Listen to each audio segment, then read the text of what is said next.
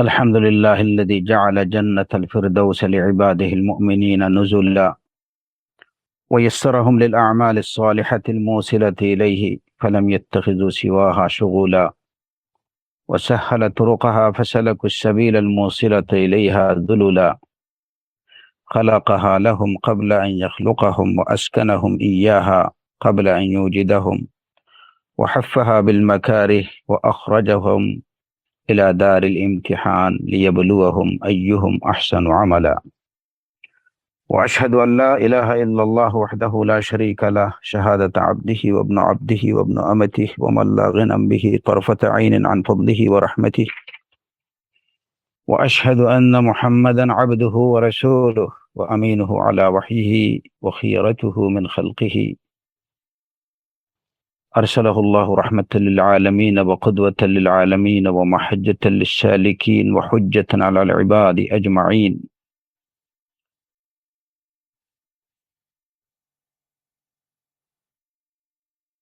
والصلاة والسلام على محمد النبي الأمين وعلى آله وصحبه ومن تبعهم بإحسان إلى يوم الدين وسلم تسليما كثيرا وبعد إخوة الكرام আমাদের আজকের আলোচনা মূলত ইমাম ইবনে কুদামা রাহিমাহুল্লাহ রচিত এবং শেখ মুহাম্মদ ইবনে সালেহ আল উসাইমিন রাহিমাহুল্লাহর ব্যাখ্যাকৃত লুমায়াতুল ইতিকাদ থেকে। আমরা লুমায়াতুল ইতিকাদ থেকে জান্নাত এবং জাহান্নামের বিষয় নিয়ে আলোচনা করছিলাম।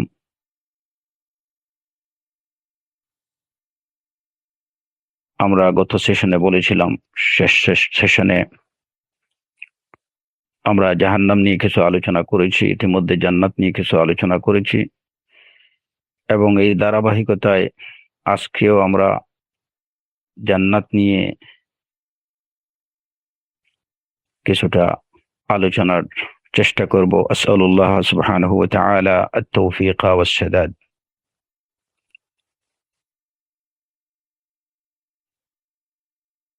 যেহেতু জান্নাত হচ্ছে প্রত্যেক মুমিন এবং মুসলিমের কাঙ্ক্ষিত ঠিকানা, আমাদের যত সব আমাদের ঈমান, আমল সালেহ, আল্লাহ আযজা ওয়া জাল্লার ইবাদা, আমরা যা কিছু করছি এর অন্যতম একটি উদ্দেশ্য হলো আল্লাহ আযজা ওয়া জাল্লার সন্তুষ্টি লাভের মাধ্যমে জান্নাত প্রাপ্তি। সুতরাং জান্নাত হলো প্রত্যেক মুমিনের তার কাঙ্ক্ষিত বস্তু, তার কাঙ্ক্ষিত ঠিকানা।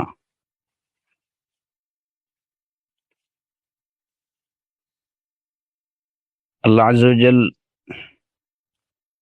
মানব জাতিকে দুনিয়াতে প্রেরণ করেছেন তার ইবাদতের জন্য। মানব এবং জিন জাতিকে সৃষ্টি করেছেন একমাত্র তার ইবাদতের জন্য, যেমনটি আল্লাহ আযজা ওয়া জাল্লা বলেছেন, ওমা খালাকতুল জিন্না ওয়াল ইনসা ইল্লা লিয়াবুদুন। আর এই ইবাদতের মাধ্যমে আমরা যেন তার সন্তুষ্টি লাভ করতে পারি এবং জান্নাতের অধিকারী হতে পারি, যার ওয়াদা আল্লাহ আযজা ওয়া জাল্লা তিনি আমাদেরকে দিয়েছেন যে যদি যারা ঈমান আনবে এবং আমলে সালেহ করবে তাদের জন্য রয়েছে জান্নাতুল ফিরদাউস। যেমনটি কোরআনে কারীমে আল্লাহ আযজা ওয়া জাল্লা বলেছেন, ইন্নাল্লাযীনা আমানু ওয়া আমিলুস সালিহাতি কানাত লাহুম জান্নাতুল ফিরদাউসি নুজুলা খালিদিনা ফিহা লা ইয়াবগুনা আনহা হিওয়ালা। যারা ঈমান আনবে এবং সৎকর্ম করবে জান্নাতুল ফিরদৌস হবে তাদের ঠিকানা, জান্নাতুল ফিরদৌস হবে তাদের বাসস্থান। তো যে জান্নাত হলো আমাদের কাঙ্ক্ষিত গন্তব্য, আমাদের পরম কাঙ্ক্ষিত বস্তু, সেই জান্নাতের পরিচিতি নিয়ে বা পরিচয় নিয়ে আমরা কিছুটা আলোকপাত করব আজকের আলোচনায়।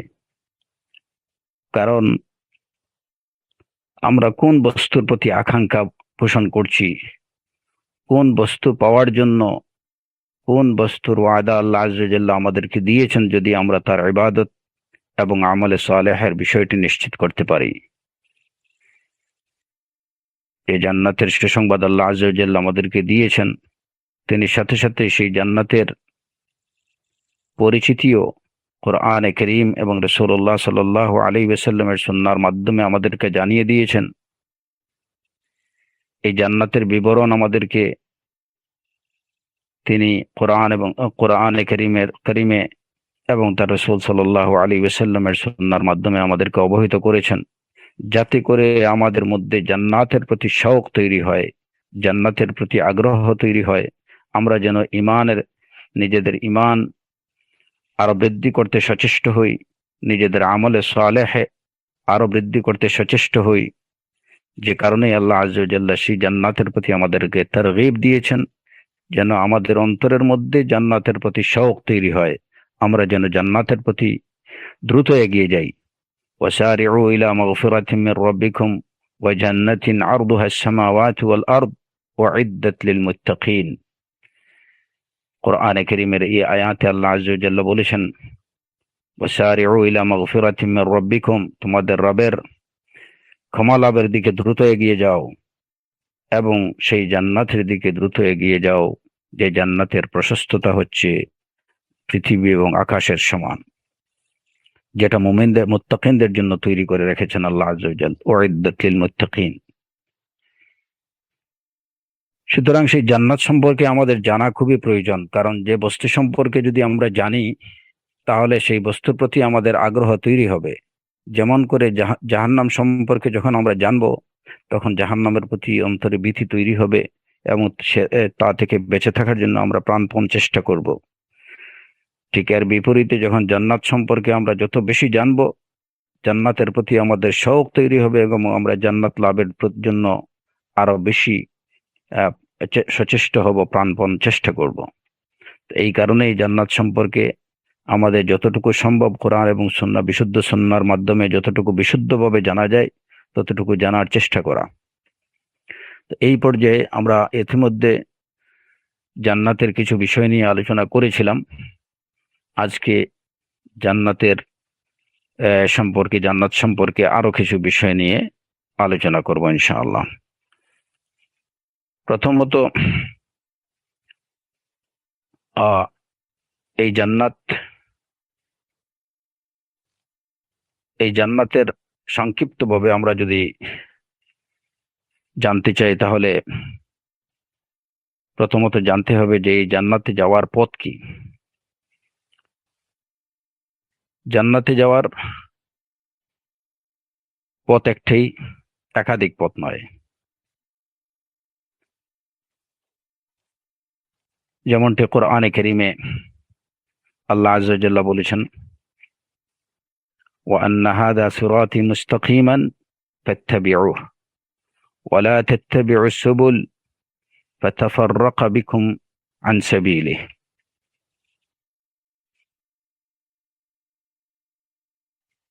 যে এই হলো আমার সরল পথ, সঠিক পথ, তোমরা এই পথের অনুসরণ করো।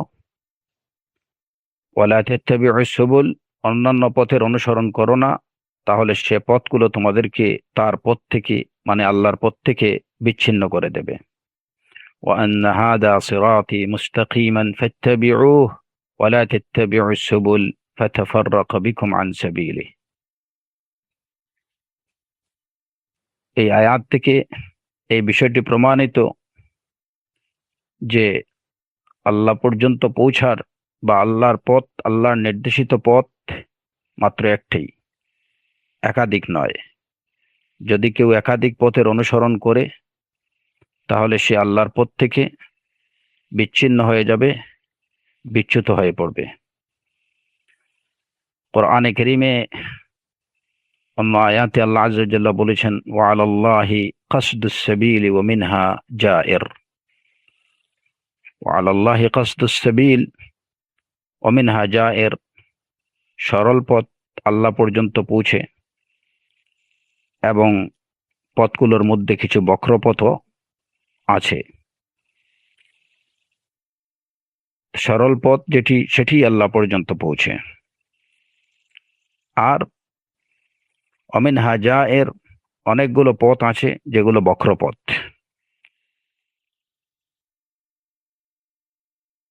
আল্লাহ আযজা ওয়া জাল কোরআনে কারীমে আরো বলেছেন, হাযা সিরাতুন আলাইয়া মুস্তাকিম।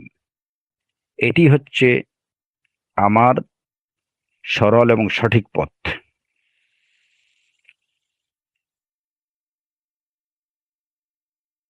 কোরআনে কারীমে আল্লাহ আযজা ওয়া জাল আরো বলেছেন,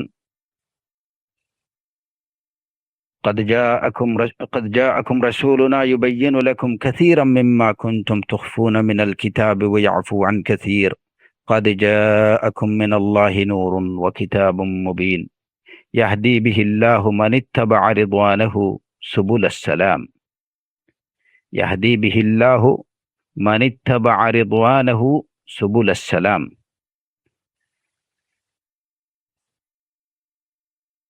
এই কিতাব দ্বারা قد جاءكم من الله নূর, তোমাদের কাছে আল্লাহর পক্ষ থেকে নূর এসেছে এবং সুস্পষ্ট কিতাব এসেছে। এর দ্বারা আল্লাহ পথ প্রদর্শন করেন কাদেরকে? যারা তার সন্তুষ্টি অন্বেষণ করে, যারা তার সন্তুষ্টি অনুসরণ করে বা তার সন্তুষ্টি লাভের পথ অনুসরণ করে চলে। সুবুলাস সালাম, এর দ্বারা আল্লাহ তাদেরকে তার পথ দেখান। সুবুলাস সালাম, সুবুলাস সালাম মানে হচ্ছে আল্লাহর পথ, শান্তির পথ, নিরাপত্তার পথ, যেটি হচ্ছে আল্লাহর পথ এবং যেটি হচ্ছে জান্নাতের পথ। সুতরাং সুবুলাস সালাম, সালামের পথ, আল্লাহর পথ একটি মাত্র পথ। যেমন অন্য আয়াতে আল্লাহ আযজা ওয়া জাল্লা বলছেন, আফামান ইত্তাবা'a রিদওয়ানাল্লাহি কামান বা'a বিসাখাতিন মিনাল্লাহ ওয়া মাওয়াহু জাহান্নাম ওয়া বি'সাল মাসীর। যে আল্লাহর সন্তুষ্টির পথ অনুসরণ করে চলে সে ওই ব্যক্তির মতো না যে আল্লাহর ক্রোধ অর্জন করে। তো আল্লাহর সন্তুষ্টির পথ যে অনুসরণ করে চলে সেই সেই তাকেই আল্লাহ আযজা ওয়া জাল তার পথ দেখান। ইয়াহদি বিহিল্লাহু মান ইত্তাবা'a রিদওয়ানাহু সুবুলাস সালাম। তো সুবুলাস সালাম একটি শান্তির পথ। এখানে যদি মানে প্রশ্ন আসতে পারে যে সুবুল শব্দটি বহুবচন সাবিলের, তাহলে তো অনেকগুলো পথের কথা বলা হলো না। আল্লাহ আযজা ওয়া জাল তিনি হচ্ছেন আসসালাম। আসসালাম এটা হচ্ছে আল্লাহ আযজা ওয়া জাল্লার সিফা। তার নির্দেশিত যে পথগুলো, এই সবগুলো পথই কিন্তু একই পথের অন্তর্ভুক্ত। ওয়া আন্না হাযা সিরাতি মুস্তাকিমান, এই সবগুলো মিলেই হচ্ছে একটি সিরাতে মুস্তাকিম।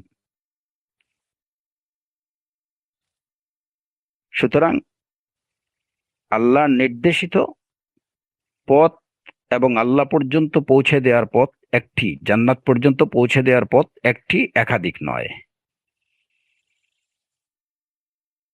ফাত্তাবিউহ, যদি পথ একাধিক হতো, আল্লাহর পথ যদি একাধিক হতো তাহলে এই জায়গাতে আল্লাহ আযজা ওয়া জাল্লা বলতেন ফাত্তাবিউহুম, তোমরা সে পথগুলোর অনুসরণ করো, সেটা বলেননি। ফাত্তাবিউহু এখানে দামিরে ওয়াহিদ দ্বারা আল্লাহ আযজা ওয়া জাল্লা বলছেন তোমরা সেই পথের অনুসরণ করো। ওয়ালা তাত্তাবিউস সুবুল, অন্যান্য পথের অনুসরণ করো না।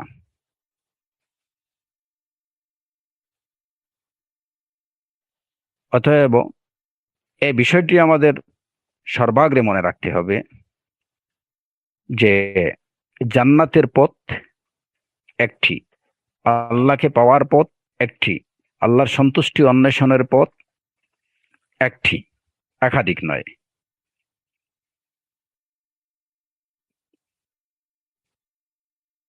যদি কেউ সেই আল্লাহর সরল এবং সঠিক পথকে বাদ দিয়ে অন্য কোনোভাবে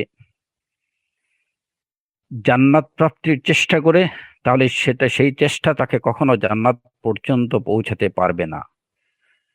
সেই প্রচেষ্টা কখনো তাকে আল্লাহর সন্তুষ্টি অর্জন করাতে পারবে না।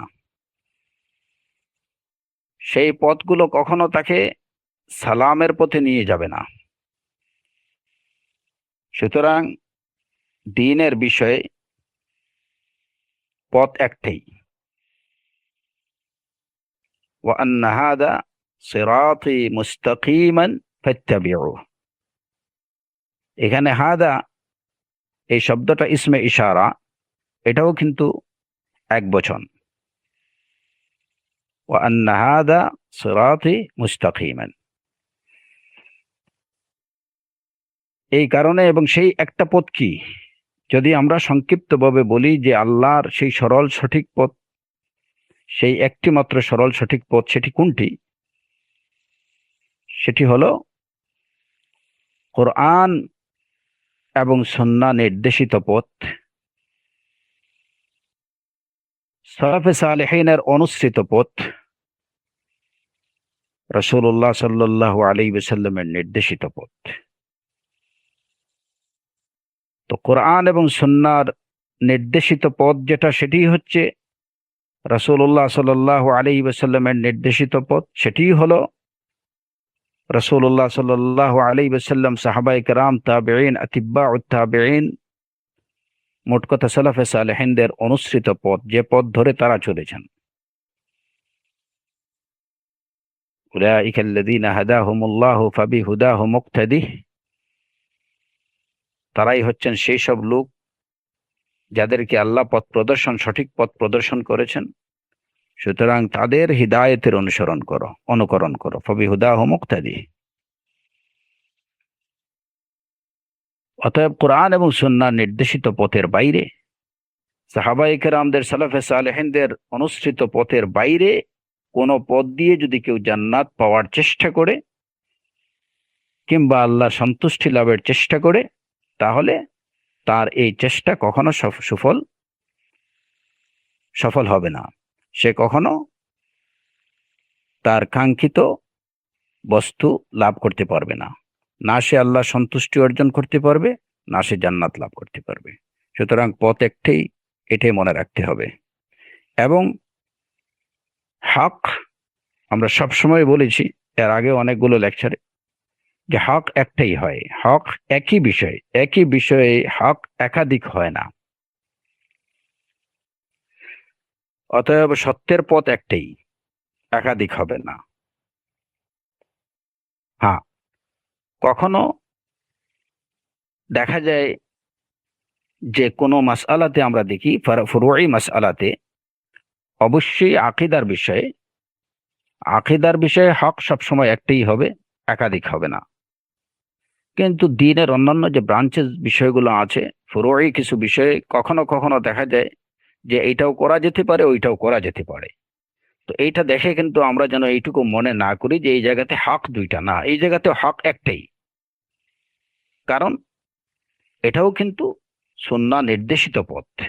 সুন্নাহই বলে দিছে তুমি এটাও করতে পারবা, তুমি এটাও করতে পারবা। যদি এটা করো, এটাও তোমার জন্য জায়েজ আছে, তুমি যদি এটা করো, এটাও তোমার জন্য জায়েজ আছে। তাহলে সুন্নাহ নির্দেশিত হওয়ার কারণে এটা হক। এখানে হক কিন্তু দুইটা হয়নি, হক একটাই। সুতরাং কোনো বিষয়ে যদি সুন্নাহ পারমিশন দেয় যে কি করা যাবে, একই যেমন সালাত, যারা সক্ষম তারা দাঁড়িয়ে পড়বে, যারা অক্ষম দাঁড়াতে পারে না তারা বসে পড়বে, কিংবা যেভাবে পারে সেভাবে পড়বে। তো এই জায়গাতে এটা বোঝার কোনো কারণ নেই যে দুইটাই হক, দুইটা তার স্ব স্ব ক্ষেত্রে হক। এমনি ভাবে কোনো একটা মাসআলাতে যদি হয় যে এখানে দুইটা বিষয়, এটাও করা যাবে ওইটাও করা যাবে, এইটা দেখে এইটা বোঝার কারণ নেই যে হক একাধিক হয়ে গেছে, না, হক একাধিক হয়নি। এই পারমিশনটুকু সুন্নাহ দিয়েছে বলেই এখানে দুইটা কাজ করা যাবে। সুতরাং মূলনীতি যেটা, যে কোরআন এবং সুন্নাহ নির্দেশিত যদি হয় তাহলে সেটাই হক, সেই দৃষ্টিতে হক একটাই। তো এই বিষয়টা প্রথমত আমাদের জেনে রাখতে হবে।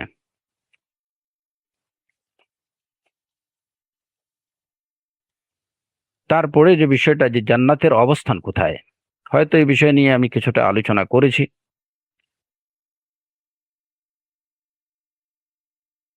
তারপরেও একটুখানি আবার বলতে চাই যে কোরআনে করিম দ্বারা আমরা জানতে পারি সুস্পষ্টভাবে যে জান্নাতের অবস্থান হচ্ছে উপরে।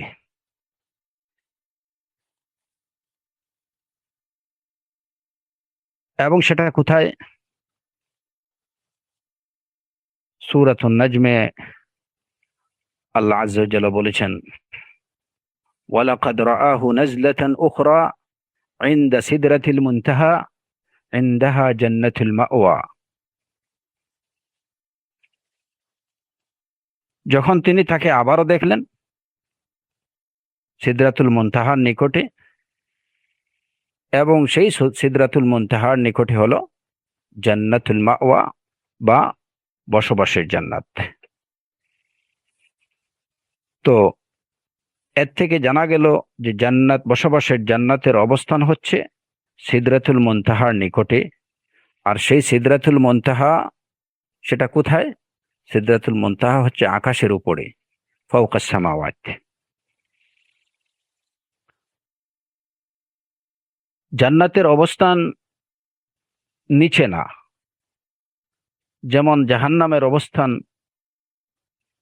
আসফালে সাফিলিন বা ফি সিজ্জিন, আর জান্নাতের অবস্থান হচ্ছে ফি ইল্লিয়িন, ঊর্ধ্বে। এবং সেই ঊর্ধ্বে কোথায়? এই আয়াত দ্বারা জানা যায় যে সেটা হচ্ছে সিদরাতুল মুনতাহার নিকটে। ওয়ালাকাদ রাআহু নাজলাতান উখরা ইনদা সিদরাতিল মুনতাহা ইনদাহা জান্নাতুল মাওয়া। সিদরাতুল মুনতাহার নিকটে জান্নাতুল মাওয়া।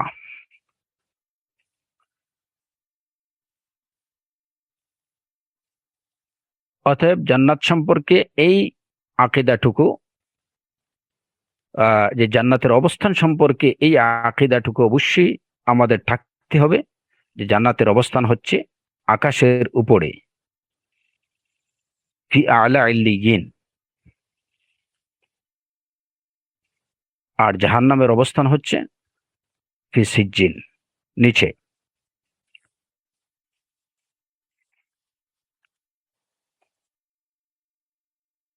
এরপরে যে বিষয়টা হলো যে জান্নাতের কতটি দরজা আছে সে বিষয়ে আমরা আলোচনা করেছি।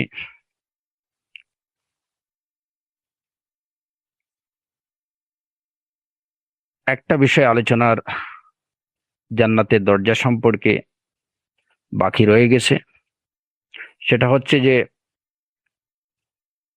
যেহেতু জান্নাতের দরজা আছে, সুতরাং সেটা অবশ্যই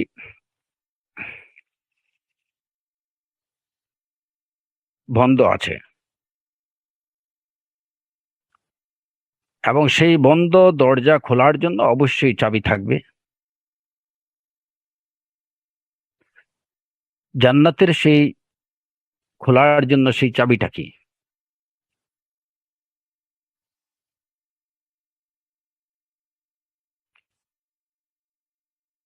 জান্নাত খোলার জন্য সেই চাবিটা কি?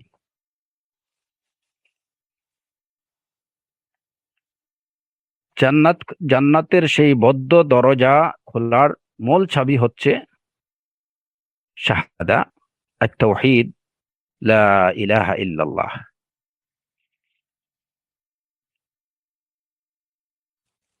তার মূল চাবিটা হচ্ছে শাহাদা, লা ইলাহা ইল্লাল্লাহ। এটা হচ্ছে জান্নাতের চাবি। কিন্তু এককভাবে এই চাবি জান্নাতের দরজা খুলতে সক্ষম হবে না যতক্ষণ না সেই চাবির মধ্যে যে দাঁতগুলো প্রয়োজন সেই দাঁতগুলো না থাকবে।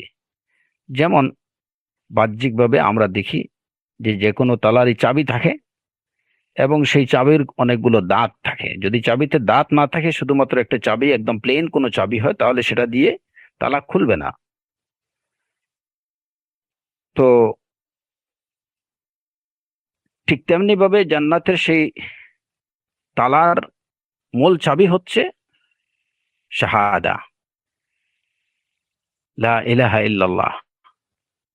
আর সেই চাবির অনেকগুলো দাঁত আছে, যে দাঁতগুলো হচ্ছে ইসলাম এবং ইমানের অন্যান্য বিষয়গুলো।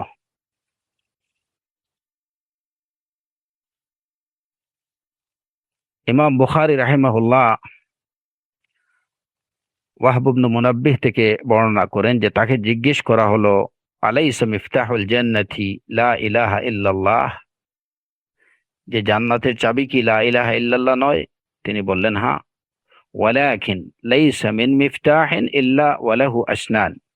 তিনি বললেন যে হ্যাঁ, জান্নাতের চাবি অবশ্যই লা ইলাহা ইল্লাল্লাহ, কিন্তু প্রত্যেক চাবিরই কিছু দাঁত থাকে। ফাইন আতাইতা বিমিফতাহিন লাহু আসনান ফুতিহা লাক ওয়া ইল্লা লাম ইফতাহ। যদি তুমি দাঁত সহ সেই চাবিটা নিয়ে এসো, তাহলেই তুমি খুলতে পারবে, নতুবা তুমি খুলতে পারবে না।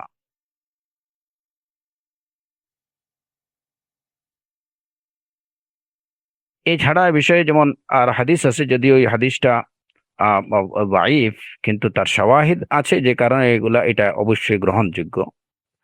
যেমন মুআয ইবনে জাবাল রাদিয়াল্লাহু আনহু থেকে বর্ণিত হাদিস, তিনি বলেছেন, রাসূল সাল্লাল্লাহু আলাইহি ওয়াসাল্লাম বলেছেন, মিফতাহুল জান্নাতি শাহাদাতু আল্লা ইলাহা ইল্লাল্লাহ।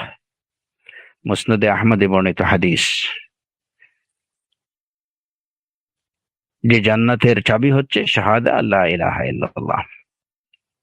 তো এর সাপোর্টে আরো অন্যান্য বর্ণনা আছে এবং কোরআনে কারীমের বেশ কটি আয়াত দ্বারাও বিষয়টা প্রমাণিত, যে ঈমান বা তাওহীদ হচ্ছে এটা মূল বিষয়। জান্নাত প্রাপ্তির জন্য এটার মূল চাবি হচ্ছে ঈমান, শাহাদা, তাওহীদ।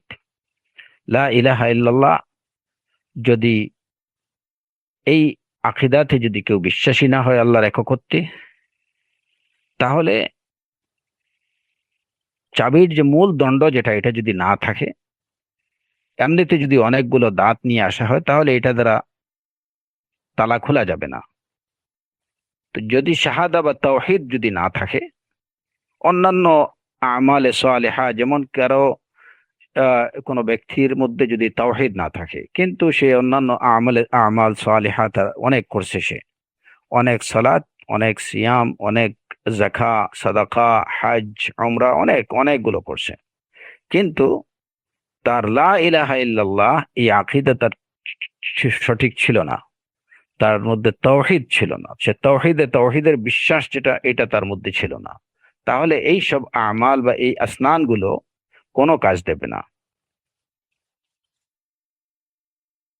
সুতরাং জান্নাত প্রাপ্তির জন্য প্রথমত তাওহীদি বিশ্বাস, এটাকে প্রতিষ্ঠিত করতে হবে। আল্লাহর রুবুবিয়্যাহ, আল্লাহর উলুহিয়্যাহ এবং আল্লাহর আসমা এবং সিফাতে আল্লাহর একত্ব প্রতিষ্ঠা করতে হবে, নিজের কথায়, নিজের আকীদায় এবং নিজের আমলের দ্বারা, আমলের মাধ্যমে। এই তিনটা জিনিস দ্বারা, এই তিনটি ক্ষেত্রে, রুবুবিয়্যাহ, উলুহিয়্যাহ এবং আসমা এবং সিফাতে আল্লাহ আযজা ওয়া জাল্লার একত্ব প্রতিষ্ঠা করতে হবে। তাহলেই কিন্তু আপনি জান্নাতের দরজা খোলার মূল চাবিটা আপনার হাতে চলে আসলো। এবার তার আনুষঙ্গিক যে দাঁতগুলো, আমালে সালেহা, সালাত, সিয়াম, যাকাত, হজ, সাদাকাত, অন্যান্য আমল ইবাদা যেগুলো আছে সেগুলো, এগুলা হচ্ছে ওই মূল চাবিটার দাঁত। তাহলেই আপনি ইজিলি জান্নাতের দরজা খুলতে সক্ষম হবেন আল্লাহর ইচ্ছায়।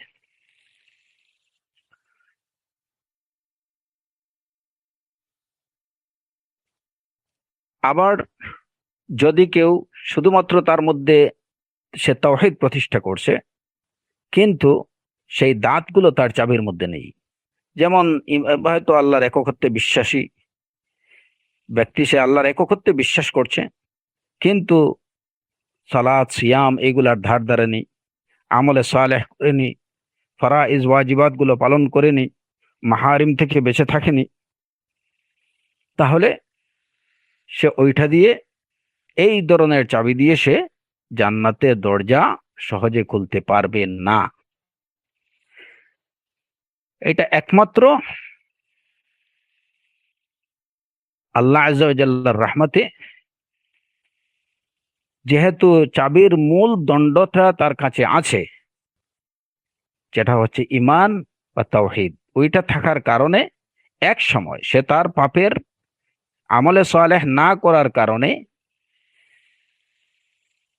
কিংবা হারাম কাজগুলো করার কারণে সে যে অপরাধ বা যে পাপগুলো করছে সেই পাপের শাস্তি ভোগ করার পরে এক সময় আল্লাহ আযজা ওয়া জাল্লা তার অপার অনুগ্রহে তার জন্য জান্নাতের দরজা খুলে দেবেন, কারণ তার কাছে ওই ঈমানের বা তাওহীদের মূল দণ্ডটা অবশিষ্ট আছে। কিন্তু এই দরজা তার জন্য কখন খোলা হবে? যখন সে তার পাপের শাস্তি পেয়ে যাবে, পাপের শাস্তি পাওয়ার পরে।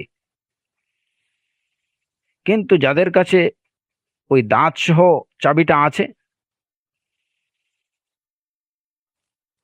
তিনি সহজেই আল্লাহর ইচ্ছায়, আল্লাহর পারমিশনে জান্নাতের দরজাটা খুলে নিতে পারবেন।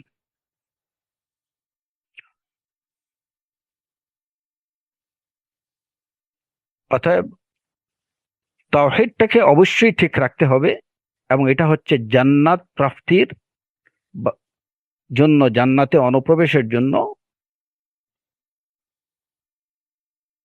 মূল শর্ত। এইটা ছাড়া কোনোভাবেই জান্নাতের ধারে কাছেও যাওয়া যাবে না।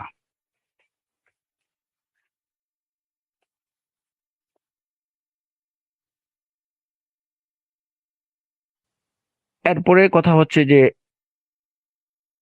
জান্নাতের আমরা চাবি সম্পর্কে জানলাম, এটা কিভাবে খুলতে হবে সে সম্পর্কে আমরা জানলাম। এখন জান্নাতটা এটা কি আছে? সাধারণত এটা মুগলাক, এটা বন্ধ। কারণ আমরা সাধারণভাবে আমরা পার্থিব জীবনে আমরা দেখি যে মূল্যবান জিনিসপত্রগুলো এইগুলো তালাবদ্ধ করেই রাখা হয়, এইগুলা সবসময় ওপেন রাখা হয় না। মূল্যবান বস্তু সবসময় তালাবদ্ধ করে রাখা হয়। জান্নাত থেকে মূল্যবান বস্তু আর কিছু নেই, সুতরাং সেটা অবশ্যই তালাবদ্ধ আছে, বন্ধ অবস্থায় বন্ধ করে রাখা হয় সেটাকে। কিন্তু মাঝে মধ্যে জান্নাত খুলে দেয়া হয়, জান্নাতের দরজাগুলো খুলে দেয়া হয়। কারণ যত মূল্যবান বস্তু হোক না কেন, এটাকে যতই আমরা তালা দিয়ে রাখি না কেন, কিন্তু মাঝে মধ্যে এগুলাকে ওপেন করে দিতে হয়। এটা আমরা পার্থিব জীবনে আমাদের পার্থিব বস্তুগুলোতেও আমরা দেখি। আল্লাহ আযজা জাল্লা তিনি জান্নাতের ক্ষেত্রেও সেই ব্যবস্থা করে রাখছেন। সবচেয়ে মূল্যবান বস্তু হচ্ছে জান্নাত, সাধারণভাবে সেটাকে বদ্ধ, তালা তালা দিয়ে রাখা হয়, বন্ধ করে রাখা হয়, কিন্তু আল্লাহ আযজা ওয়া জাল্লা মাঝে মধ্যে সেগুলোকে খুলে দেন। সহিহ মুসলিমের হাদিস, রাসূলুল্লাহ সাল্লাল্লাহু আলাইহি ওয়াসাল্লাম বলেছেন এ সম্পর্কে, তুফতাহু আবওয়াবুল জান্নাতি ইয়াউমাল ইসনাইনি ওয়াল খামিস। সোমবার এবং বৃহস্পতিবার এই দুই দিন জান্নাতের দরজাগুলো খুলে দেয়া হয়। ফায়ুগফারু লিকুল্লি আবদিন লা ইউশরিকু বিল্লাহি শাইআ। ওই সময় আল্লাহ এমন প্রতিটি বান্দাকে ক্ষমা করে দেন যে আল্লাহর সাথে শরিক করে না, যে আল্লাহর সাথে শরিক করেনি, এরকম প্রতিটি বান্দাকে আল্লাহ ক্ষমা করে দেন। ইল্লা রাজুলান কানাত বাইনাহু ওয়া বাইনা আখিহি শাহনা। কিন্তু ওই ব্যক্তিকে আল্লাহ ক্ষমা করেন না, ওই দুই ব্যক্তিকে যারা যারা যারা তার এবং তার ভাইয়ের মধ্যে, আরেক মুসলিম ভাইয়ের মধ্যে যদি শত্রুতা থাকে, তাহলে এই দুইজনের ক্ষমার বিষয়টাকে আল্লাহ প্রলম্বিত করেন। আল্লাহ দেখতে চান।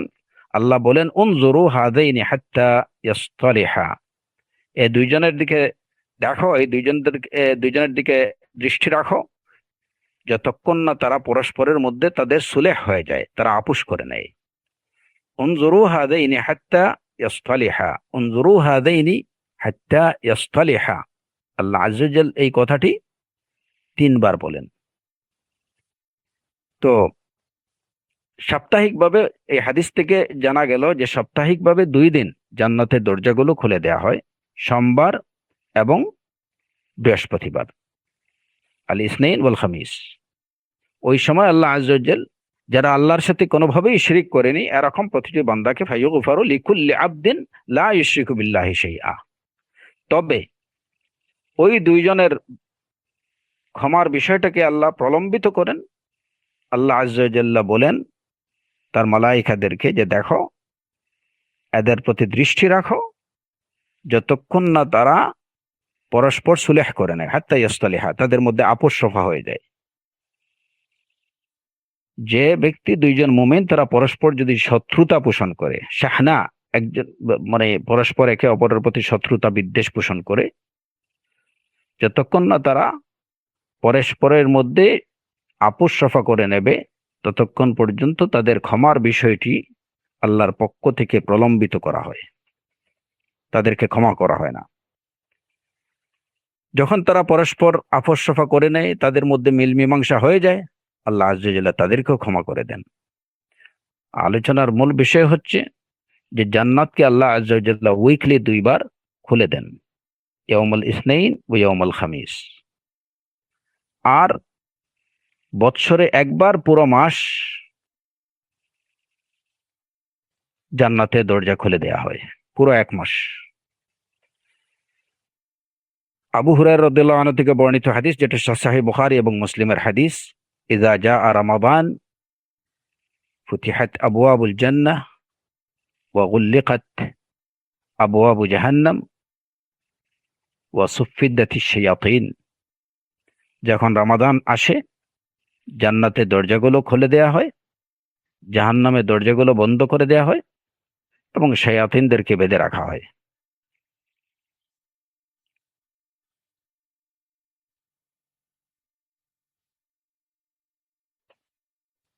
এখন এই ইযা জাআ রমাদান ফুতিহাত আবওয়াবুল জান্নাহ ওয়া গুল্লিকাত আবওয়াবু জাহান্নাম ওয়া সুফফিদাতিশ শায়াতিন,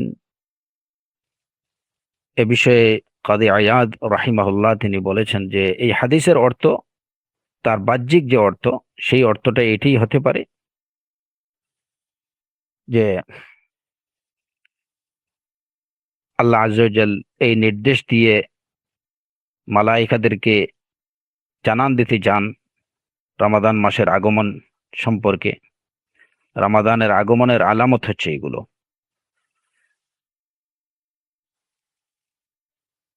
তো হাদিসটা তার বাহ্যিক অর্থকে আমরা গ্রহণ করতে পারি, এবং তিনি বলেছেন যে এটা হতে পারে মানে ফুতিহাত আবওয়াবুল জান্নাহ গুল্লিকাত আবওয়াবু জাহান্নাম সুফফিদাতিশ শায়াতিন, এর অর্থ এটা হতে পারে যে ওই সময় এই মাসে অনেক বেশি আল্লাহ প্রতিদান দেন, অনেক বেশি মানুষকে ক্ষমা করেন। এই বিষয়টাকেই ফতিহাত আবওয়াবুল জান্নাহ বলে এই বিষয়গুলোকে বোঝানো হয়েছে।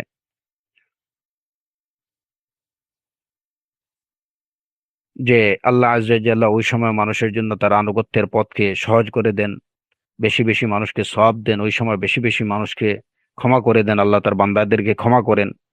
এই ওপেন করে দেওয়ার অর্থটা হচ্ছে যে এই বিষয়গুলো, বেশি করে ক্ষমা করা, বেশি করে আনুগত্যের তৌফিক দেয়া, এই বিষয়গুলোকে বোঝানো হয়েছে, এটা হতে পারে। এই এই কি আছে যে কাজগুলোর দ্বারা আল্লাহর মাগফিরাত লাভের দ্বারা, আল্লাহর রাহমা প্রাপ্তির দ্বারা, বেশি বেশি সওয়াব লাভের দ্বারা মানুষ জান্নাত লাভ করতে পারে। তো আসবাব দুখুলুল জান্নাহ যেটা, এইগুলোকে মানে জান্নাতে যাওয়ার যে মাধ্যম বা জান্নাত প্রাপ্তির যে কারণগুলো, সেই কারণগুলো আল্লাহ আযজা ওয়া জাল্লা ওপেন করে দেন, এইটাও এর অর্থ হতে পারে। কিন্তু আহ অধিকাংশ উলামায়ে কেরামদের সুস্পষ্ট অভিমত হচ্ছে যে এখানে ফুতিহাত আবওয়াবুল জান্নাহ, গুল্লিকাত আবওয়াবু জাহান্নাম, সুফিদাতিশ শায়াতিন, এই প্রত্যেকটা কথাই কিন্তু তার বাহ্যিক যে অর্থ বোঝা যাচ্ছে ওইটাই এখানে উদ্দেশ্য। এটাকে আমাদের ভিন্ন অর্থে নেয়ার কোনো প্রয়োজন নেই।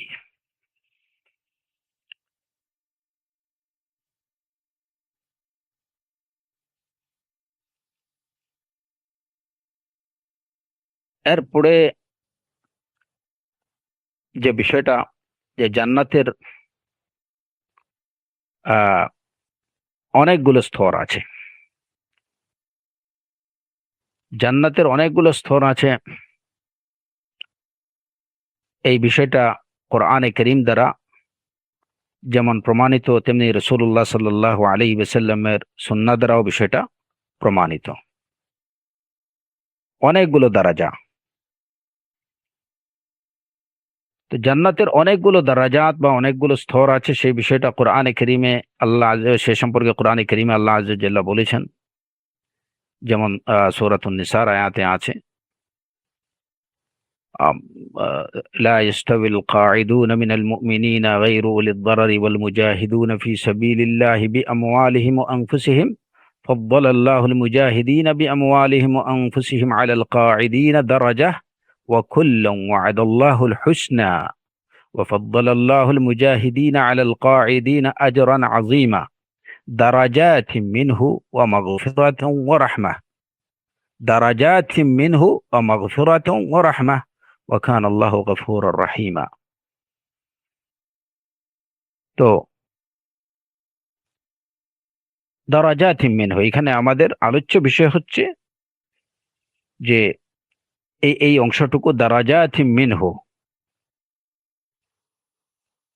অনেকগুলো আল্লাহর পক্ষ থেকে অনেকগুলো পদমর্যাদা, ও মাগফিরা, আল্লাহর পক্ষ থেকে ক্ষমা, এবং আল্লাহর পক্ষ থেকে রাহমা।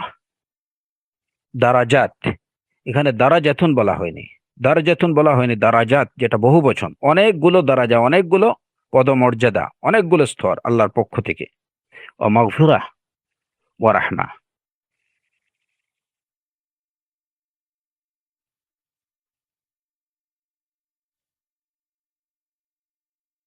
এই আয়াতে থেকে কি বোঝা গেল যে আল্লাহ আযজা ওয়া জাল্লা সবাইকে সমান পদমর্যাদা দেন না।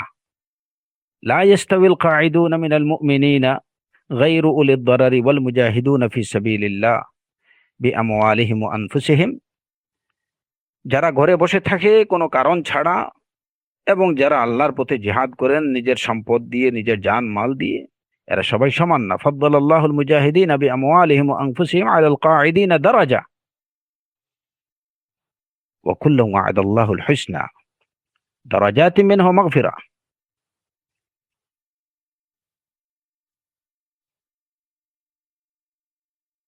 তো এখান থেকে জানা যায় যে অনেকগুলো দারাজা আছে, এবং এই দারাজার সংখ্যা কত, এই বিষয়ে প্রথমত কোরআনে কারীমের আয়াত থেকে এটা জানা গেল যে অনেকগুলো দারাজা আছে, অনেকগুলো স্তর আছে, এবং সেই স্তরের সংখ্যা কত।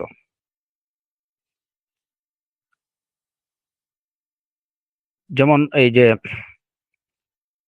অন্য আয়াতে আল্লাহ আযজা ওয়া জাল্লা অনেকগুলো দরজা সম্পর্কে বলছেন, আফামান ইত্তাবা'a রিদওয়ানাল্লাহ কামান বা'a বিসাখাতিন মিনাল্লাহি ওয়া মাওয়াহু জাহান্নাম ওয়া বি'সাল মাসীর হুম দারাজাতুন ইনদাল্লাহ ওয়াল্লাহু বাসীরুম বিমা ইয়ামালুন।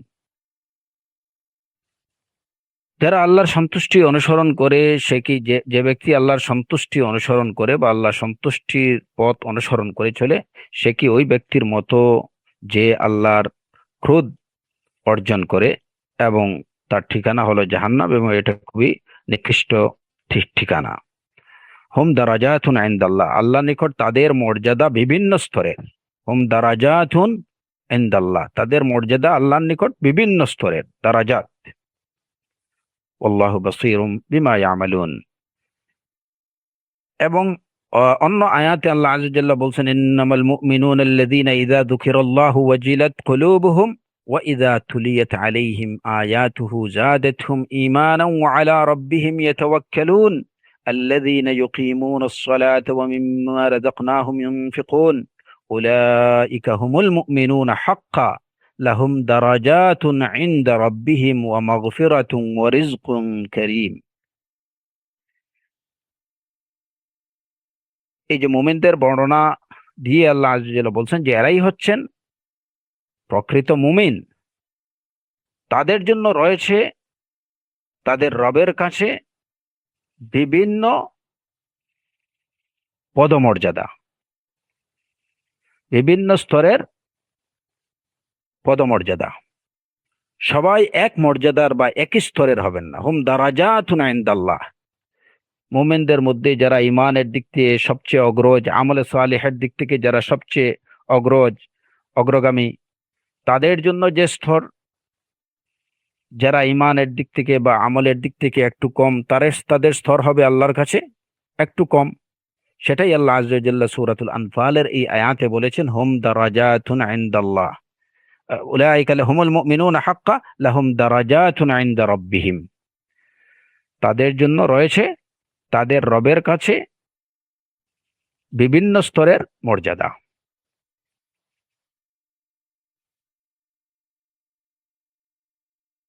তো কোরআনে কারীমের এইসব আয়াত থেকে এই বিষয়টা সুস্পষ্ট যে আল্লাহর কাছে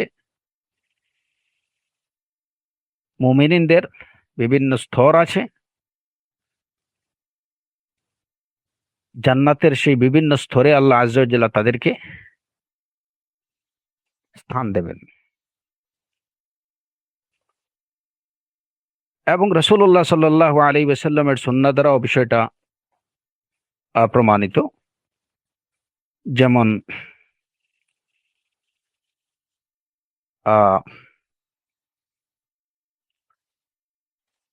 সহিহ বুখারীর হাদিস, রাসূলুল্লাহ সাল্লাল্লাহু আলাইহি ওয়াসাল্লাম বলেছেন, ইন্না ফিল জান্নাতি মিআতু দারাজাতিন আ'আদ্দাহা আল্লাহু লিল মুজাহিদিনা ফি সাবিলিল্লাহ মা বাইনা আদ-দারাজাতাইনি কামা বাইনা আস-সামাই ওয়াল আরদ ফাইযা সাআলতুমুল্লাহা ফাসআলুহুল ফিরদাউস ফাইন্নাহু আওসাতুল জান্নাতি ওয়া আ'লাল জান্নাহ। যে জান্নাতে 100টি স্তর আছে। ইন্না ফিল জান্নাতি মিআতু দারাজা, যেগুলোকে আল্লাহ প্রস্তুত রেখেছেন তার পথে মুজাহিদিনদের জন্য। এবং প্রতিটি দরজা, প্রতিটি স্তরের একটি থেকে আরেকটি স্তরের দূরত্ব হচ্ছে আকাশ এবং জমিনের দূরত্ব। আকাশ এবং পৃথিবীর মধ্যখানে যে পরিমাণ দূরত্ব, জান্নাতের এক স্তর থেকে আরেক স্তরের দূরত্ব হচ্ছে ততটুকু।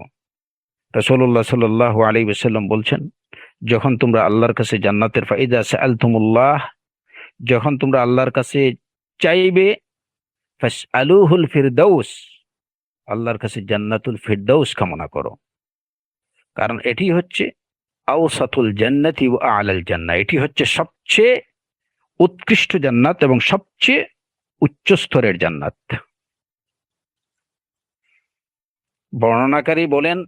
বর্ণনাকারী আবু হুরায়রা রাদিয়াল্লাহু আনহু, তিনি বলেন যে আমার মনে হয় রাসূলুল্লাহ সাল্লাল্লাহু আলাইহি ওয়াসাল্লাম এর সাথে এক কথাটিও বলেছেন, ওয়া ফাওকাহু আরশুর রহমান ওয়া মিনহু তুফাজ্জারু আনহারুল জান্নাহ।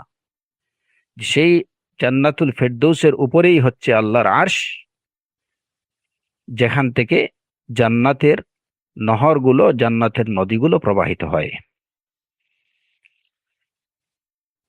তো এই হাদিস থেকে সহিহ বুখারীর হাদিস, এই হাদিস থেকে জানা গেল যে জান্নাতে 100টি স্তর আছে। আনাস ইবনে মালিক রাদিয়াল্লাহু আনহু থেকে বর্ণিত যে রবি' বিনতুল বারা রাদিয়াল্লাহু আনহা, যিনি যিনি হলেন এই যে উম্মু হারিসা ইবনে সুরাকা। তো উম্মু হারিসা ইবনে সুরাকা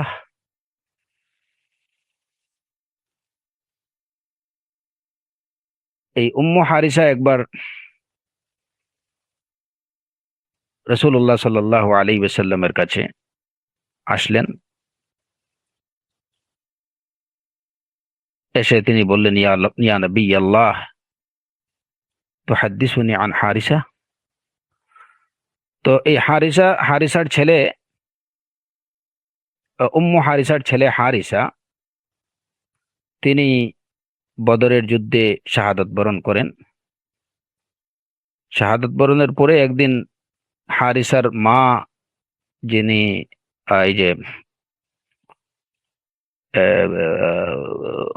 রবি' বা উম্মে হারিসা, তিনি এসে একবার রাসূল সাল্লাল্লাহু আলাইহি ওয়াসাল্লামকে বললেন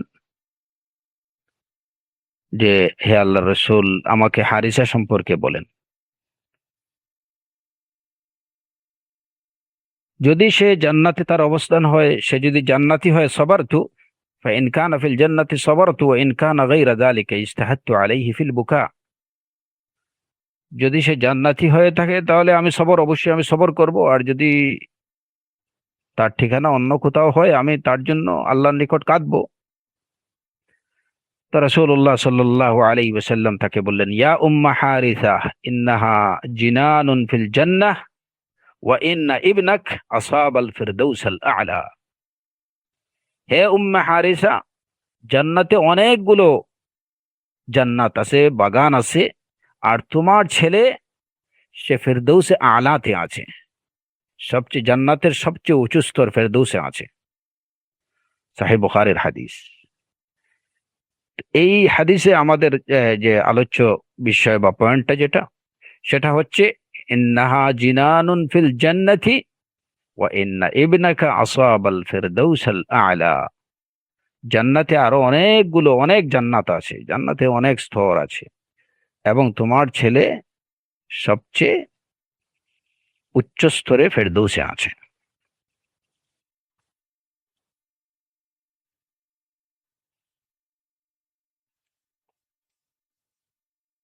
আবু সাঈদ খুদরী রাদিয়াল্লাহু আনহু থেকে বর্ণিত হাদিস, রাসূলুল্লাহ সাল্লাল্লাহু আলাইহি ওয়াসাল্লাম বলেছেন, ইন্না আহলাল জান্নাতি ইয়াতারাআউনা আহলাল গুরাফ মিন ফাওকিহিম কামা ইয়াতারাআউনা আল কাওকাবাদ দুররি।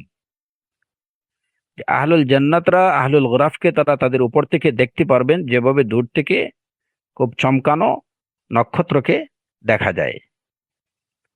অনেক দূর থেকে যেভাবে এই যে অনেক দূরের চমকানো নক্ষত্রকে যেভাবে দেখা যায়, ঠিক তেমনি ভাবে আহলুল জান্নাতরা আহলুল গুরাফকে দেখতে পাবেন।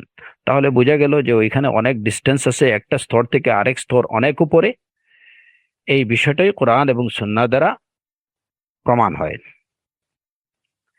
এখন কথা হলো যে এখানে কি, যেটা আমরা প্রথম হাদিসে এই বিষয়ে যে হাদিসটা প্রথমে উল্লেখ করলাম, আবু হুরায়রা রাদিয়াল্লাহু আনহু থেকে বর্ণিত, ইন্না ফিল জান্নাতি মিআতু দারাজা, যে জান্নাতে 100টি দরজা আছে। তো এখন সুনির্দিষ্টভাবে কি জান্নাতে সেই 100টি দরজাই আছে, নাকি এর থেকে কম বেশি আছে?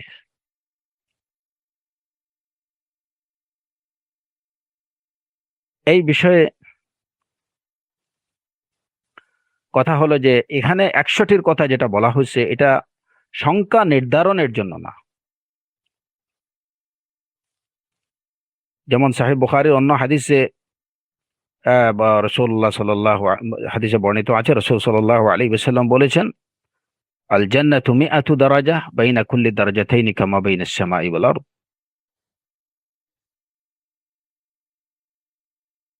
তো এখানে কি সুনির্দিষ্টভাবে এটাই যে 100টি আছে, এর বেশি না? যদি তাই হয়, যদি আমরা বিষয়টাকে এভাবে নির্ধারণ করি যে হ্যাঁ, জান্নাতের সর্বসাকুল্যে 100টি দরজা বা 100টি স্তর আছে, তাহলে আমরা ওই হাদিস সম্পর্কে, যেটি বিশুদ্ধ হাদিস, আবু দাউদ, তিরমিজি সহ অন্যান্য সুনান গ্রন্থে যে হাদিসটি বর্ণিত রয়েছে এবং যে হাদিসটি বিশুদ্ধ, যে কারিউল কোরআনকে আল্লাহ আজ্জা ওয়া জাল্লা ইয়াউমাল কিয়ামা বলবেন, ইকরা ওয়ারকা ফাইন্না মানজিলাতুকা ইনদা আখিরি আয়াতিন তাকরাউহা, যে তুমি পড়তে থাকো আর উঠতে থাকো, কারণ তোমার মঞ্জিল বা তোমার গন্তব্য হচ্ছে ইনদা আখিরি আয়াতিন তাকরাউহা, সর্বশেষ আয়াত যেটা পড়বে সেখানে গিয়ে সেটাই হবে তোমার গন্তব্যস্থল, সেটাই হবে তোমার গন্তব্যস্থান। এখন প্রশ্নটা আসলে এই জায়গায় যে যদি জান্নাতের দরজা বা জান্নাতের স্তর হয় 100টি, তো এদিকে আল্লাহ আযজা ওয়া জাল্লা কারিউল কোরআনকে বলবেন ইকরা ওয়ারকা, পড়তে থাকো আর উপরে উঠতে থাকো, তোমার গন্তব্য ইনদা আখিরি আয়াতিন তাকরাউহা, সর্বশেষ যে আয়াতটি তুমি পাঠ করবে সেখানেই হবে, সেটিই হবে তোমার গন্তব্যস্থল। কোরআনে কারীমের আয়াত তো 100টি না।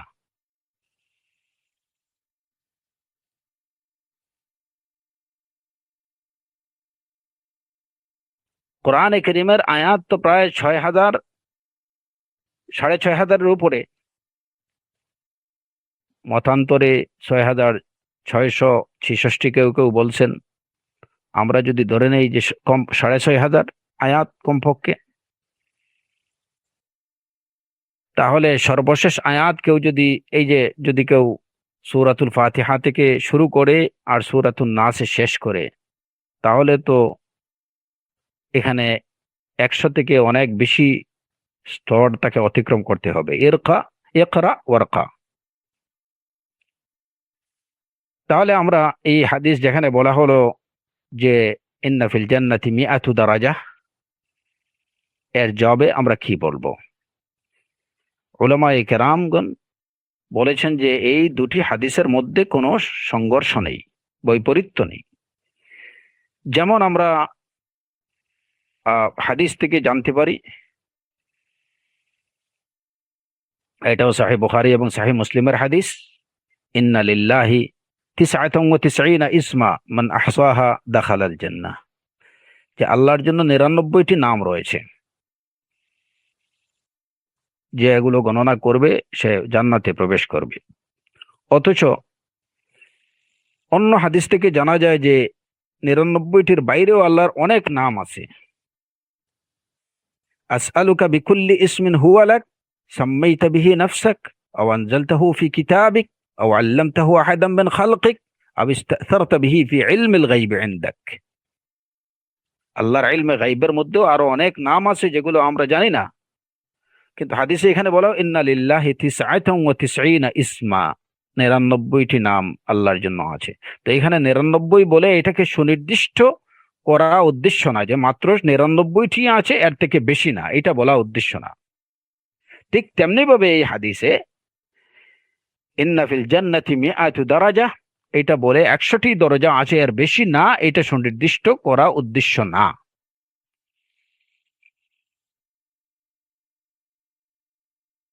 তাহলেই এই দুটি হাদিসের মধ্যে আর কোনো সংঘর্ষ অবশিষ্ট থাকে না। 100টি আছে, আরো বেশি থাকতে পারে, আল্লাহু আ'লাম। কারিউল কোরআন আয়াত পড়তে থাকবে, উপরে উঠতে থাকবে, যেখানে গিয়ে তার পড়া শেষ হবে ওইখানে এসে তার গন্তব্য হবে। এখন সেটা 6,000 হতে পারে, 10,000 হতে পারে, আল্লাহু আ'লাম।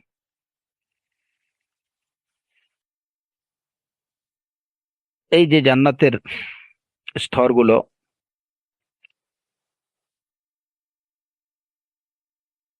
এবং দুটি স্তরের মধ্যে দূরত্ব মাবাইনাস সামাই ওয়াল আরদ, এই স্তরগুলোর মধ্যে সবচেয়ে উঁচু স্তরের নামটা কি? আমরা সেটা বিশুদ্ধ সুন্নাহ থেকে এই বিষয়টা আমরা জানতে পারি। সবচেয়ে উঁচু স্তরের জান্নাতের নামটা কি? জান্নাতের সবচেয়ে উঁচু স্তরের জান্নাত যেটা, সেটার নাম হচ্ছে আল ওয়াসিলা। সহিহ মুসলিমে এই যে আমর ইবনুল আস রাদিয়াল্লাহু আনহু থেকে বর্ণিত হাদিস, তিনি বলেন যে তিনি রাসূলুল্লাহ সাল্লাল্লাহু আলাইহি ওয়াসাল্লামকে বলতে শুনেছেন। তিনি রাসূল সাল্লাল্লাহু আলাইহি ওয়াসাল্লাম বলেছেন, ইযা সামি'তুমুল মুআযযিন ফাকুলু মিসলা মা ইয়াকুল সুম্মা সাল্লু আলাইয়া فإنه من صلى علي صلاة واحدة صلى الله عليه 10 ثم سلوا لي الوسيلة فإنها منزلة في الجنة لا تنبغي إلا لعبد من عباد الله وأرجو أن أكون أنا هو فمن سأل لي الوسيلة حلت عليه أو حلت له شفاعتي। যে যখন তোমরা মুয়াজ্জিনকে আজান দিতে শুনবা, তখন মুয়াজ্জিন যা বলেন তোমরা সাথে সাথে তাই বলো। অতঃপর তোমরা আমার প্রতি দুরূদ পাঠ করো। যে আমার প্রতি একবার দুরূদ পাঠ করবে, আল্লাহ আযজা ওয়া জাল্লা তার প্রতি 10 বার রাহমাত এবং বারাকাত নাজিল করবেন। অতঃপর আমার জন্য ওয়াসিলা কামনা করো। সুম্মা সালু ইয়াল ওয়াসিলা, আল্লাহর কাছে আমার জন্য ওয়াসিলা কামনা করো। কারণ এই ওয়াসিলা হচ্ছে মানজিলাতুন ফিল জান্নাহ, জান্নাতের এমন একটি স্তর, লা তানবাগি লি আহাদিন মিন লা তানবাগি লি আবদিন মিন ইবাদিল্লাহ। ওয়াসিলাটা হচ্ছে জান্নাতের এমন একটি জায়গা, এমন একটি স্তর, লা তানবাগি ইল্লা লিআবদিন মিন ইবাদিল্লাহ, যেটা আল্লাহর একজন মাত্র বান্দা ব্যতীত অন্য কারো জন্য ওই মানজিলা থাকবে না। ওই স্তরটা, ওই স্তরের অধিকারী অন্য কেউ হবে না, আল্লাহর বান্দাদের মধ্য থেকে মাত্র একজনই হবেন। আর আমি আশা করি আমি হব সেই ব্যক্তি, সেই ওয়াসিলার অধিকারী। যে ব্যক্তি আমার জন্য আল্লাহর কাছে ওয়াসিলা প্রার্থনা করবে, ফামান সাআলা লিয়াল ওয়াসিলা হাল্লাত আলাইহি শাফাআতি, তার জন্য আমার শাফাআ ওয়াজিব হবে, তার জন্য সুপারিশ করা আমার জন্য ওয়াজিব হবে। তো সহিহ মুসলিমের হাদিস, এবং যে এটা আমর ইবনুল আস রাদিয়াল্লাহু আনহু বর্ণিত অনুরূপভাবে প্রায় মানে অনুরূপ অর্থবোধক হাদিস আবু হুরায়রা রাদিয়াল্লাহু আনহু থেকেও বর্ণিত আছে। তিনি বলেন, রাসূলুল্লাহ সাল্লাল্লাহু আলাইহি ওয়াসাল্লাম বলেছেন, ইযা সাল্লাইতুম ফাসালুল্লাহ আলিয়াল ওয়াসিলা, কিলা ইয়া রাসূলুল্লাহ ওমাল ওয়াসিলা, ওয়াসিলা কি হে আল্লাহর রাসূল? তো রাসূল সাল্লাল্লাহু আলাইহি ওয়াসাল্লাম বললেন, আ'লা দারাজাতান ফিল জান্নাহ লা ইয়ানালুহা ইল্লা রাজুলুন ওয়াহিদ ওয়া আরজু আন আকুনা আনা হুয়া। যে ওসিলা কি, যখন তাকে প্রশ্ন করা হলো যে আল্লাহর রাসূল ওসিলা কি, রাসূল সাল্লাল্লাহু আলাইহি ওয়াসাল্লাম বললেন যে জান্নাতের সবচেয়ে উঁচু স্তর এটা, যেটাকে একজন মাত্র ব্যক্তি ব্যতীত অন্য কেউ সেটা পাবে না। আর আমি আশা করছি আমি হব সেই ব্যক্তি। আরজু আন আকুনা আনা হুয়া। তো এই অনুরূপ অর্থের সহিহ বুখারী এবং মুসলিমে জাবির ইবনে আব্দুল্লাহ রাদিয়াল্লাহু আনহু থেকে বর্ণিত হাদিস আছে। রাসূলুল্লাহ সাল্লাল্লাহু আলাইহি ওয়াসাল্লাম বলেছেন, মান ক্বালা হিনা ইয়াসমাউ নিদা, যে ব্যক্তি যখন আযান শুনবে, আযান শোনার পরে যখন বলবে, আল্লাহুম্মা রাব্বা হাযিহি দাওয়াতি তাম্মাতি ওয়াস সালাতিল কাইমাতি আতি মুহাম্মাদানিল ওয়াসিলাতা ওয়াল ফাদিলা ওয়াদ দারজাতার রাফিআ ওয়াবআথহু মাকামান মাহমুদান আল্লাযী ওয়া'আদতাহু ইল্লা হাল্লাত লাহু আশ-শাফাআহ ইয়াওমাল কিয়ামাহ। যে ব্যক্তি আযান শুনে এই দোয়াটুকু করবে, আল্লাহুম্মা রাব্বা হাযিহি দাওয়াতি তাম্মা ওয়াস সালাতিল কাইমা আতি মুহাম্মাদা আল ওয়াসিলা ওয়াল ফাদিলা ওয়াদ দারাজাতার রাফিআ ওয়াবআথহু মাকামান মাহমুদান আল্লাযী ওয়া'আদতাহু, এই দোয়াটি যে করবে, ইল্লা হাল্লাত লাহু আশ-শাফাআ ইয়াওমাল কিয়ামা, তার জন্য ইয়াউমাল কিয়ামা আমার শাফাআ ওয়াজিব হবে। তো এই ওয়াসিলাটা কি? আল ওয়াসিলা দারাজা ইনদাল্লাহি আযজা ওয়া জাল্লা লাইসা ফাওকাহা দারাজা। আবু সাঈদ খুদরি রাদিয়াল্লাহু আনহু থেকে বর্ণিত হাদিসে আছে, রাসূল সাল্লাল্লাহু আলাইহি ওয়াসাল্লাম বলেছেন, যেটা মুসনাদে আহমদের হাদিস, তাবারানীতে আছে এবং হাদিসটি সহিহ। যে ওসিলা হচ্ছে দারাজা ইনদাল্লাহ, আল্লাহর কাছে এমন একটা মর্যাদা, লাইসা ফাওকাহা দারাজা, যার উপরে আর কোন স্তর নেই। ফাসালুল্লাহ আলিয়াল ওয়াসিলা, তোমরা আমার জন্য আল্লাহর কাছে ওসিলা প্রার্থনা করো। তো জান্নাতে ওসিলার উপরে আর কোন স্তর নেই, এটি হচ্ছে সর্বোচ্চ স্তর। রাসূল সাল্লাল্লাহু আলাইহি ওয়াসাল্লাম আমাদেরকে তার জন্য সেই স্তরটি কামনা করতে, সেই স্তরটি আল্লাহর কাছে তার জন্য প্রার্থনা করতে বলেছেন।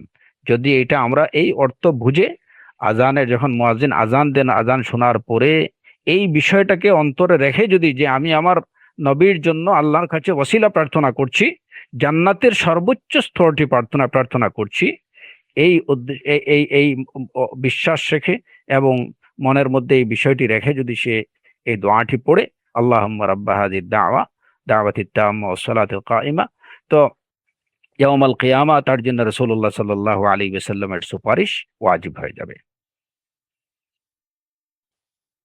এবং এই স্তরটাকে ওসিলা কেন বলা হয়? ওসিলা হচ্ছে যে সবচেয়ে নিকটবর্তী। যেমন ওয়াবতাগু ইলাইহিল ওয়াসিলা, তোমরা আল্লাহর কাছে, আল্লাহর দিকে ওসিলা প্রার্থনা করো, ওসিলা অন্বেষণ করো। ওয়াবতাগু ইলাইহিল ওয়াসিলা, আল্লাহর নৈকট্য। এখানে ওয়াবতাগু ইলাইহিল ওয়াসিলা, ওসিলার অর্থটা কি? তোমরা আল্লাহর দিকে, আল্লাহর নৈকট্য অন্বেষণ করো। কিভাবে আল্লাহর নৈকট্য লাভ করবে সেই বিষয়টি অন্বেষণ করো। কোরআনে কারীমের ওই আয়াতে আল্লাহ আযজা ওয়া জাল্লা বলছেন। তো এই ওসিলাটা হচ্ছে নৈকট্য। উলাইকা আল্লাযীনা ইয়াদউনা ইয়াবতাগুনা ইলা রাব্বিহিমুল ওয়াসিলা আইয়ুহুম আকরাব, তারা হচ্ছেন সেই সব ব্যক্তি যারা আল্লাহকে ডাকেন। ইয়াবতাগুনা ইলা রাব্বিহিমুল ওয়াসিলা, তারা তাদের রবের নৈকট্য কামনা করেন, অন্বেষণ করেন। আইয়ুহুম আকরাব, কে তাদের থেকে সবচেয়ে বেশি আল্লাহর নিকটবর্তী হতে পারে, তারা সেই বিষয়টি অন্বেষণ করেন। তো ওসিলা হচ্ছে, আমরা অনেক সময় মনে করি যে এই যে ওসিলা মানে মাধ্যম দ্বারা, কিন্তু প্রকৃত অর্থে ওসিলা শব্দের অর্থ হচ্ছে আল্লাহর দিকে ওসিলা অবলম্বন করা। তার মানে কি? আল্লাহর নৈকট্য লাভের মাধ্যমগুলো অবলম্বন করা। এই অর্থে রাসূলুল্লাহ সাল্লাল্লাহু আলাইহি ওয়াসাল্লাম তার জন্য আল্লাহর কাছে যে স্তর বা যে দারাজাটা প্রার্থনা করতে বলেছেন সেটা হলো ওসিলা।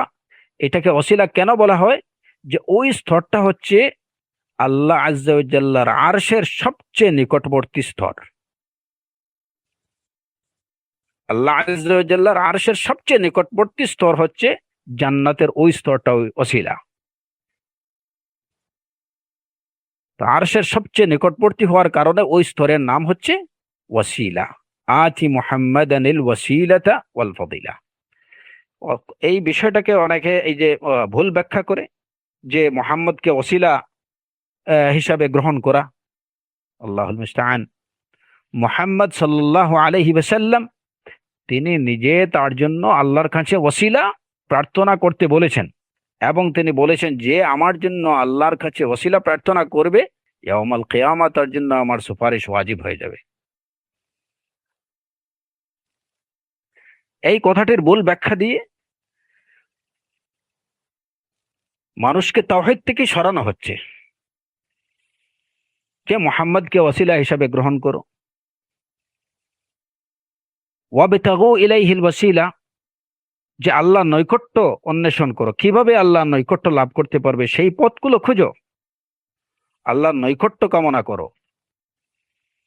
উলাইকা আল্লাযীনা ইয়াদউনা ইয়াবতাগুনা ইলা রাব্বিহিমুল ওয়াসিলা, মুমিনগণ তাই করতেন, তারা আল্লাহর নৈকট্য খুঁজে বেড়াতেন, যে কোন পথে কিভাবে আল্লাহর নৈকট্য লাভ করা যায়।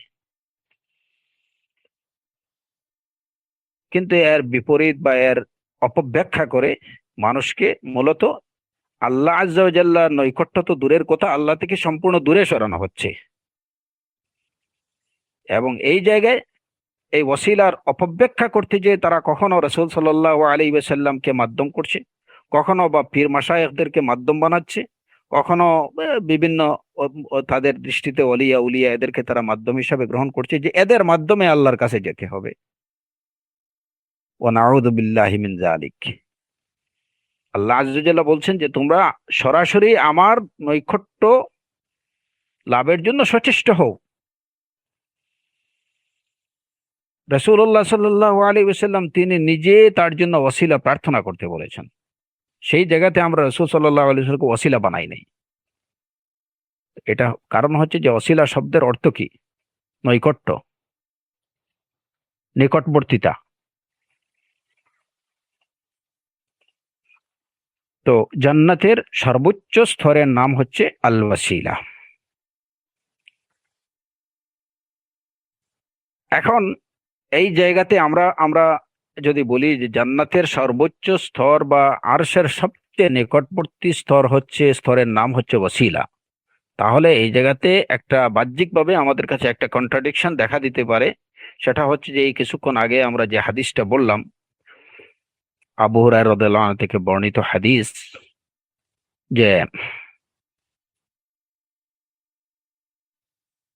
ইন্না ফিল জান্নাতি মিআতু দারাজাতিন আ'আদ্দাহা আল্লাহু লিল মুজাহিদিনা ফি সাবিলিল্লাহ মা বাইনা দারাজাতাইনি কামা বাইনা আস-সামাই ওয়াল আরদ ফাইযা সাআলতুমুল্লাহা ফাসআলুহুল ফিরদাউস ফাইন্নাহু আওসাতুল জান্নাতি ওয়া আ'লাল জান্নাহ।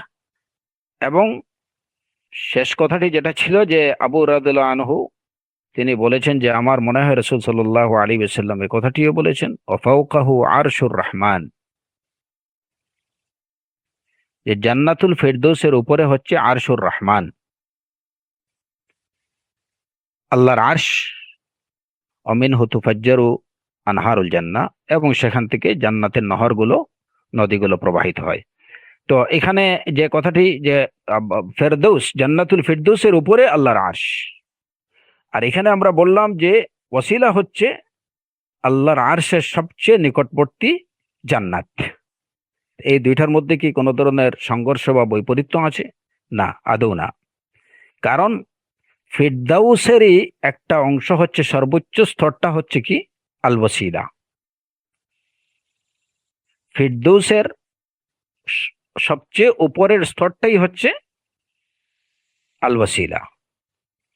সুতরাং সামগ্রিকভাবে ফিরদাউসের উপরে যেমন আরশুর রহমান, তেমনি ভাবে ওয়াসিলা হচ্ছে আরশুর রহমানের সবচেয়ে নিকটবর্তী স্তর। অতএব এই দুটি বিষয়ের মধ্যে কোনো ধরনের বৈপরীত্য নেই।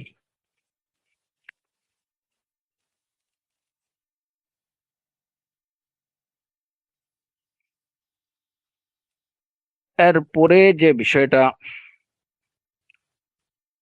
যে জান্নাতে জান্নাতে যে সর্বোচ্চ স্তরের নাম আমরা জানলাম,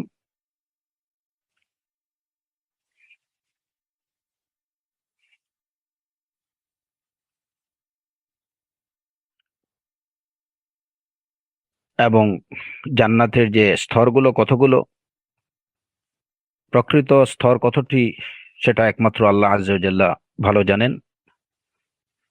হাদিসে 100টির কথা উল্লেখ আছে, এবং হাদিসে এটাও আছে যে কারিউল কোরআন, কোরআন পড়তে থাকবে এবং সে উপরে উঠতে থাকবে, যেখানে গিয়ে তার পড়া শেষ হবে সেটাই হবে তার গন্তব্যস্থল।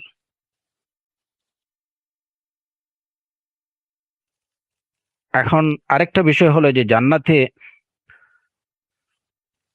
জান্নাতে কি রাত দিন আছে বা রাত দিন থাকবে?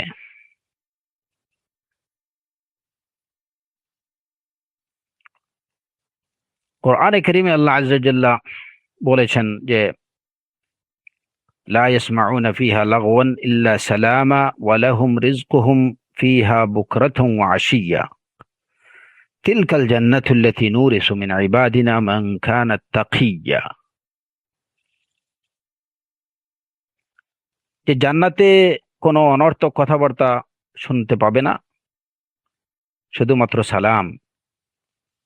আর জান্নাতে তাদের জন্য রিজক থাকবে সকালে এবং সন্ধ্যায়, বুকরাতান ওয়া আশিয়্যা। তিলকাল জান্নাতুল্লাতী নুরিসু মিন ইবাদিনা মান কানা তাকিয়া। আল্লাহ আযজা জাল্লা বলেন, সেই জান্নাতের উত্তরাধিকারী আমি তাদেরকে, আমার সেই বান্দাদেরকে বানাবো যারা মুত্তাকি, মান কানা তাকিয়া। তো এখন আলোচনার আলোচ্য বিষয় হচ্ছে এই জায়গাতে আমাদের, ওয়ালাহুম রিজকুহুম ফিহা বুকরাতান ওয়া আশিয়া। জান্নাতীদের জন্য রিজিক থাকবে, খাবার থাকবে সকালে সন্ধ্যায়, বুকরাতান ওয়া আশিয়া। প্রথমত কথা হলো যে এই শুধুমাত্র খাবার কি দুই টাইমই দেয়া হবে, নাকি এর মধ্যখানে কি আর নাস্তা টাস্তার ব্যবস্থা থাকবে না? ওয়ালাহুম রিজকুহুম ফিহা বুকরাতান ওয়া আশিয়া, এখানে বুকরা এবং আশিয়া, সকাল এবং সন্ধ্যা বলে যে এই দুই টাইমে খাবার দেয়া হবে, এটা কিন্তু নির্ধারণ করা হয়নি। যেমন আমরা বলি যে সকাল বিকাল খাবারের ব্যবস্থা থাকবে, তার অর্থ এটুকু না যে মধ্যখানে আর কোনো কিছু দেয়া হবে না।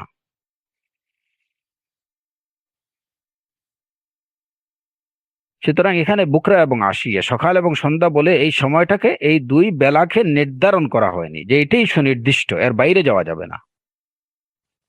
যেমন ওই যে এর আগের যে বিষয়গুলোতে যে 100 বলে 100ই বোঝানো হয়নি, 99 বলে 99ই বোঝানো হয়নি, জাস্ট একটা এই জায়গাতে এই দুইটা টাইমের কথা বিশেষভাবে উল্লেখ করা হলো, বুকরাতান ও আশিয়া।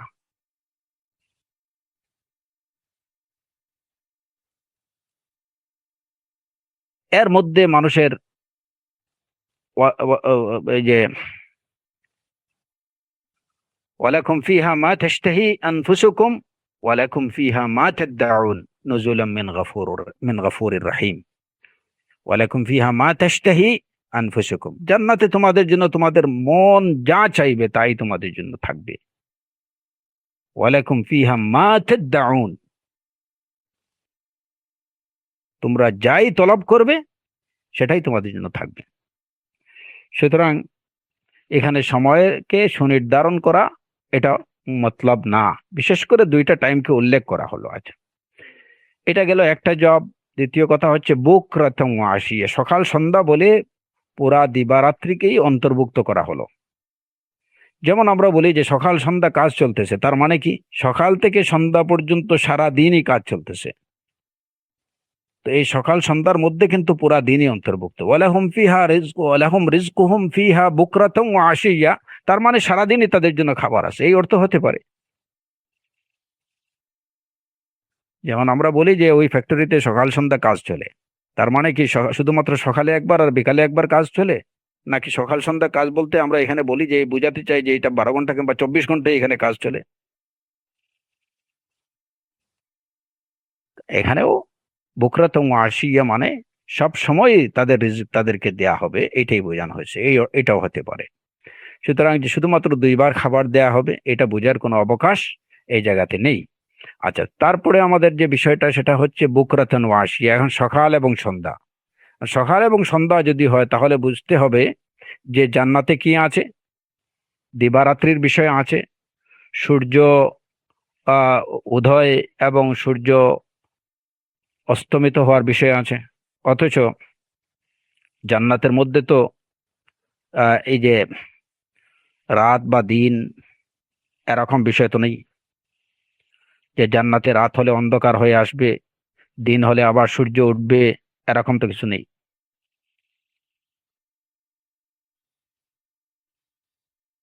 যেখানে নূর থাকবে সব সময়, জান্নাতে সব সময় নূর থাকবে।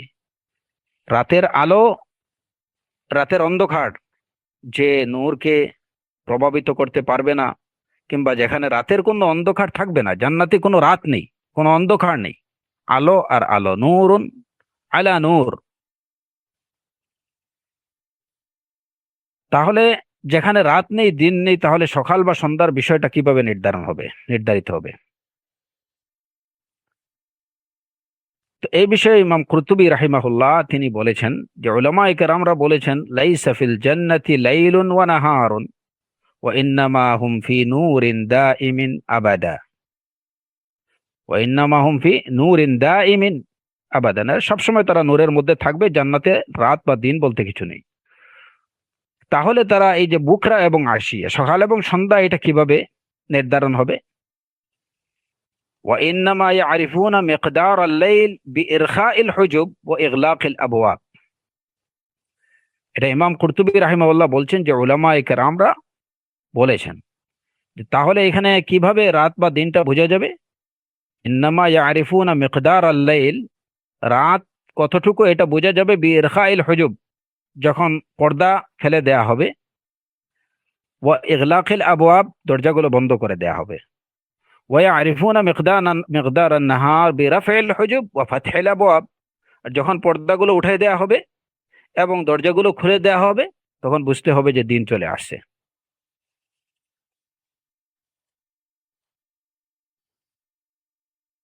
তো এই কথা থেকে বোঝা গেল যে জান্নাতে রাত বা দিন বলতে কিছু থাকবে না। তারা সন্ধ্যা তখনই বুঝবেন যে যখন জান্নাতে ওই যে পর্দা ফেলে দেয়া হবে, দরজাগুলো বন্ধ করে দেয়া হবে, তখন বোঝা যাবে যে এই এই এই সময়টা হচ্ছে রাতের সময়। যখন আবার পর্দা উঠায় দেয়া হবে, দরজাগুলো খুলে দেয়া হবে, যেমন ভোরের বেলা আমরা দরজা খুলে দিই, দরজা জানালা সব খুলে দিই, তখন বোঝা গেল যে এটা এটা দিন। এইভাবেই রাত বা দিনের পরিমাপটা হবে বুকরা এবং আশিয়া ওই হিসাবেই। কিন্তু প্রকৃত অর্থে ওইখানে যেহেতু রাত হবে না, হ্যাঁ, বা রাত বা দিনের মানে কোনো কোনো কি নেই, কোনো প্রশ্ন নেই, ওইখানে সব সময় সমান। কিন্তু একটা সময়, দিনের একটা সময় মালাইকারা জান্নাতীদের জান্নাতের পর্দাগুলো ফেলে দেবেন, দরজাগুলো বন্ধ করে দেবেন, আবার তারা একটা সময় সেই পর্দাগুলো উঠাই দেবেন, দরজাগুলো খুলে দেবেন। যখন পর্দাগুলো উঠাই দেওয়া হবে, দরজা খুলে দেওয়া হবে, বুঝতে হবে ভোর হয়ে গেছে। যখন ফেলে দেওয়া হবে, তখন বুঝতে হবে রাত হয়ে গেছে। এই অর্থেই রাত বা দিনের বিষয়টা বলা হয়েছে, ওয়ালাহুম রিজকুহুম ফিহা বুকরাতাও ওয়া আশিয়্যা। ইমাম ইবনে তাইমিয়া রাহিমাহুল্লাহ এই বিষয়ে বলেছেন যে আল আল জান্নাহ লাইসা ফিহা শামসুন ওয়ালা কামার, জান্নাতের মধ্যে সূর্য নেই, চন্দ্র নেই, ওয়ালা লাইলুন ওয়ালা নাহার, লাকিন তু'রাফুল বুকরাতু ওয়াল আশিয়্যাতু বিনূরিন ইয়াযহারু মিন কিবালিল আরশ। এটা হচ্ছে ইমাম ইবনে তাইমিয়া রাহিমাহুল্লাহর কথা, যে জান্নাতে সূর্য থাকবে না, চন্দ্র থাকবে না, রাত থাকবে না, দিন থাকবে না, কিন্তু সকাল এবং সন্ধ্যাটা বোঝা যাবে বিনূরিন ইয়াযহারু মিন কিবালিল আরশি, একটা আলোর দ্বারা, যে আলোটা আরশের দিক থেকে আসবে, আরশের দিক থেকে আসা একটা আলোর মাধ্যমে সকাল এবং সন্ধ্যা নির্ধারিত হবে, চেনা যাবে।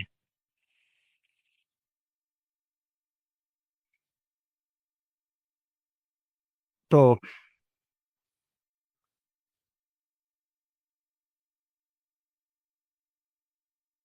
এই হলো ইমাম ইবনে কাসির রাহিমাহুল্লাহ, তিনি অবশ্য এখানে ভিন্ন একটা মত দিয়েছেন।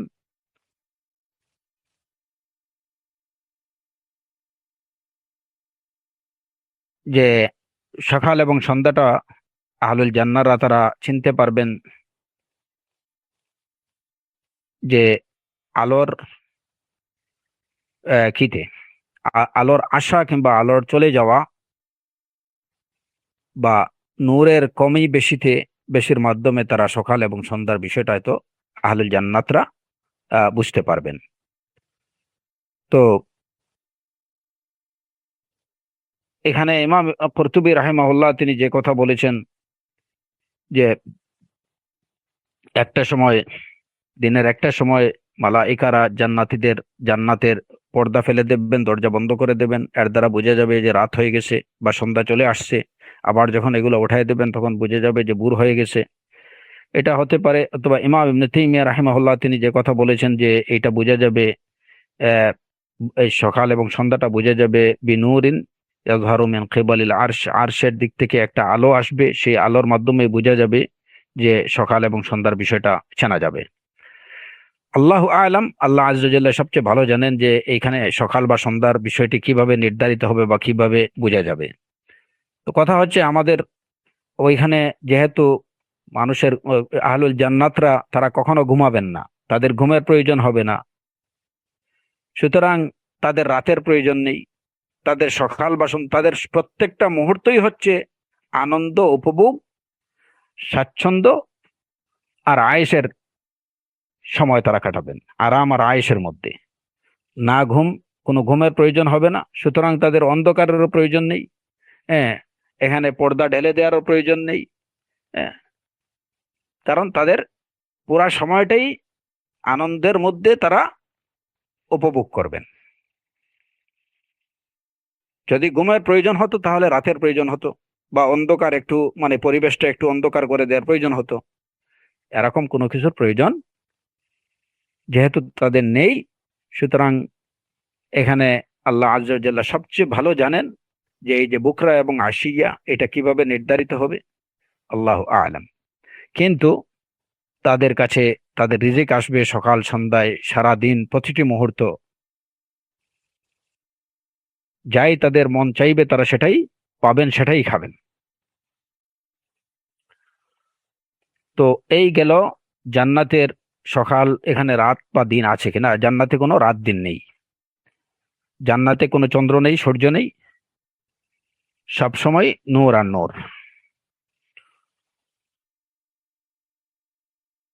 জান্নাতে আমরা যে জান্নাত কামনা করছি, যে জান্নাতের জন্য এই দুনিয়াতে আমরা যা এই সৎকর্ম করার, ইমান নিয়ে এই সৎকর্ম যা কিছু করার চেষ্টা করছি, তার উদ্দেশ্য হচ্ছে জান্নাত লাভ করা, জান্নাত প্রাপ্তি। আমাদের সেই জান্নাত সম্পর্কে আরো অনেক কিছু জানতে হবে। নিজের মনের মধ্যে আপনি শৌক তৈরি করবেন, এবং জান্নাতের এই যে বিষয়গুলো কোরআন এবং সুন্নাহ দ্বারা বিশুদ্ধভাবে প্রমাণিত আছে, সেই বিষয়গুলোকে নিজের চোখের সামনে রাখবেন। তাহলে আপনি অবশ্যই জান্নাতের প্রতি আপনার আগ্রহ তৈরি না হয়ে কোনো উপায় থাকবে না। আপনার মন চাইবে যে এই মুহূর্তে আমি জান্নাতে ছুটে যাই। এই জান্নাতের বাতাস কেমন হবে? আপনার এবং আমাদের কাঙ্ক্ষিত সেই জান্নাতের বাতাসটা কেমন হবে? তো জান্নাতে বাতাস থাকবে, এই বিষয়টা হাদিস দ্বারা প্রমাণিত।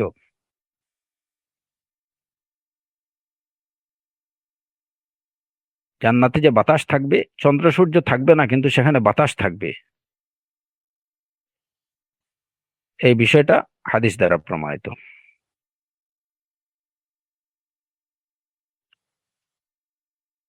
আনাস ইবনে মালিক রাদিয়াল্লাহু আনহু থেকে বর্ণিত হাদিস, সহিহ বুখারীর হাদিস, যে তার চাচা বদরের যুদ্ধে তিনি অনুপস্থিত ছিলেন। তো তিনি বলেন যে আমি প্রথম যুদ্ধে অনুপস্থিত ছিলাম, রাসূল সাল্লাল্লাহু আলাইহি ওয়াসাল্লামের সাথে ওই যুদ্ধে অংশগ্রহণ করতে পারিনি।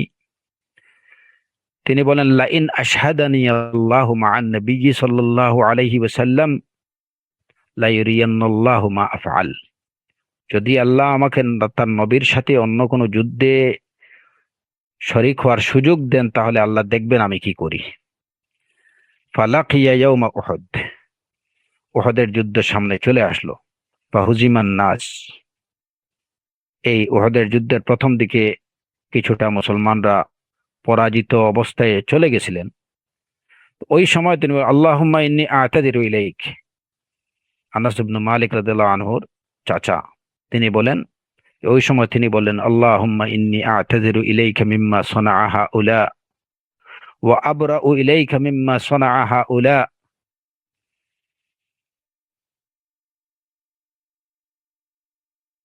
ফাতাকাদ্দামা বিসাইফিহি, যে আল্লাহ, মুমিনগণ, এই যে মুসলমানগণ যেটা করছেন, আমি এর জন্য তোমার কাছে মাযিরাত করছি। এই বিষয়গুলো থেকে আমি নিজেকে মুক্ত ঘোষণা করছি। যেহেতু ওই যে উহুদের যুদ্ধে মুসলমানরা প্রথম দিকে রাসূলুল্লাহ সাল্লাল্লাহু আলাইহি ওয়াসাল্লামের নির্দেশকে যথাযথভাবে অনুসরণে কিছুটা বিঘ্ন ঘটার কারণে মুসলমানরা প্রথম দিকে একটু পরাজয় বরণ করার উপক্রম হয়েছিল। তো এই বলে তিনি যে আল্লাহর কাছে তিনি বলছেন যে আল্লাহ, তারা যেটা করছেন এটা থেকে আমি নিজেকে মুক্ত ঘোষণা করছি। এই বলে তিনি তার তলোয়ার নিয়ে এগিয়ে গেলেন তিনি সাদ ইবনে মুআদ রাদিয়াল্লাহু আনহুকে পেলেন।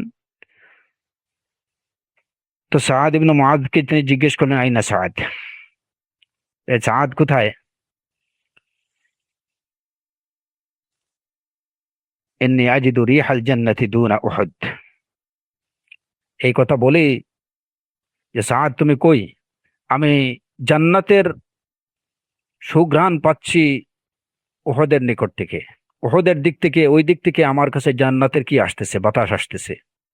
এই বলে তিনি এগিয়ে গেলেন, ফাকুতিলা, শাহাদাত বরণ করলেন। হাত্তা আরাফাতহু উখতুহু বিশামাতিন আও বিবানানিহি ওয়া বিহি বিদউন ওয়া থামানুনা মিন তা'নাতিন ওয়া দারবাতিন ওয়া রামিয়াতিন বিসাহমিন। তো এই বলে তিনি যখন এই যুদ্ধ করতে করতে শাহাদাত বরণ করলেন, এরপরে তাকে তার ওই হাতের আঙ্গুলের মাথা দেখে অথবা ওই যে কপালের কিছু অংশ দেখে তার বোন তাকে কি করলেন, লাশ চিহ্নিত করলেন এবং দেখলেন যে তার শরীরে ৮০টির বেশি তীরের, তলোয়ারের আঘাত। তো এই হাদিসে আমাদের মানে যে মূল বিষয়টা, যেটা হাদিস দ্বারা যে বিষয়টা আমরা প্রমাণ নিতে চাচ্ছি হাদিস থেকে, ইন্নী আজিদু রিহাল জান্নাতি দুনা উহুদ, তিনি বললেন যে আমি উহুদের দিক থেকে জান্নাতের ঘ্রাণ পাচ্ছি। বোঝা গেল যে জান্নাতের কি আছে, জান্নাতের ঘ্রাণ আছে। রিহাল জান্নাহ, এখন এই যে রিহাল জান্নাহ, জান্নাতের বাতাস, জান্নাতের বাতাস পাচ্ছি। তো জান্নাতের বাতাসটা অবশ্যই এটা সুঘ্রাণ, যেটা বাতাসে বয়ে বেড়ায়, যে আমি জান্নাতে উহুদের দিক থেকে জান্নাতের বাতাস পাচ্ছি।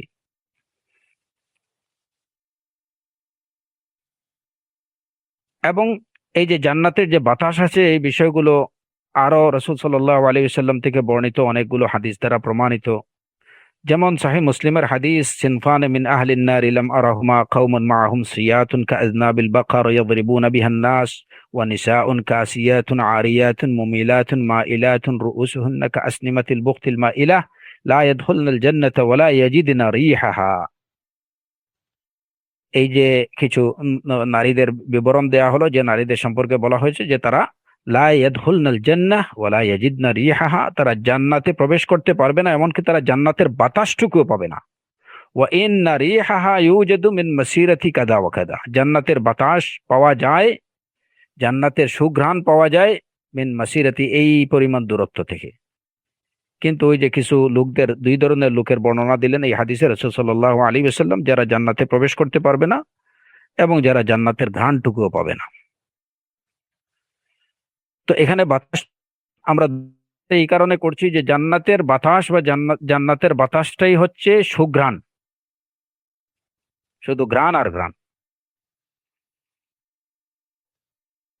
আব্দুল্লাহ ইবনু আমর রাদিয়াল্লাহু আনহু থেকে বর্ণিত হাদিস, রাসূলুল্লাহ সাল্লাল্লাহু আলাইহি ওয়াসাল্লাম বলেছেন, মান কাতালা মুআহিদান লাম ইয়ারিহ রাইহাতাল জান্নাহ ওয়া ইন্না রিহাহা লা ইউজাদু মিন মাসিরাতি 40 আমা।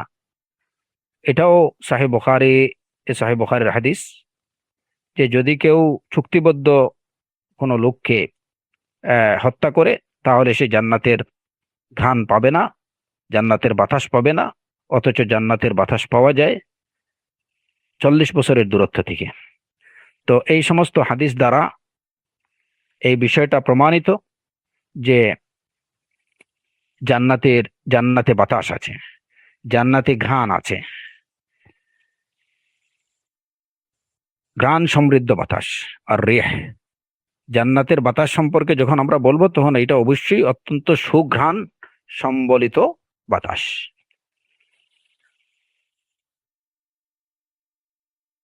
এবং এই বাতাসের মধ্যে আরেকটা স্পেশাল কি আছে, জান্নাতের মধ্যে সেই বাতাস বা এই যে সুঘ্রাণ সম্বলিত বাতাস তো আছেই, কিন্তু সেখানে আরেকটা স্পেশাল বাতাস থাকবে, যেটাকে আমরা বলি ওই যে মানে কি, উত্তরা হাওয়া।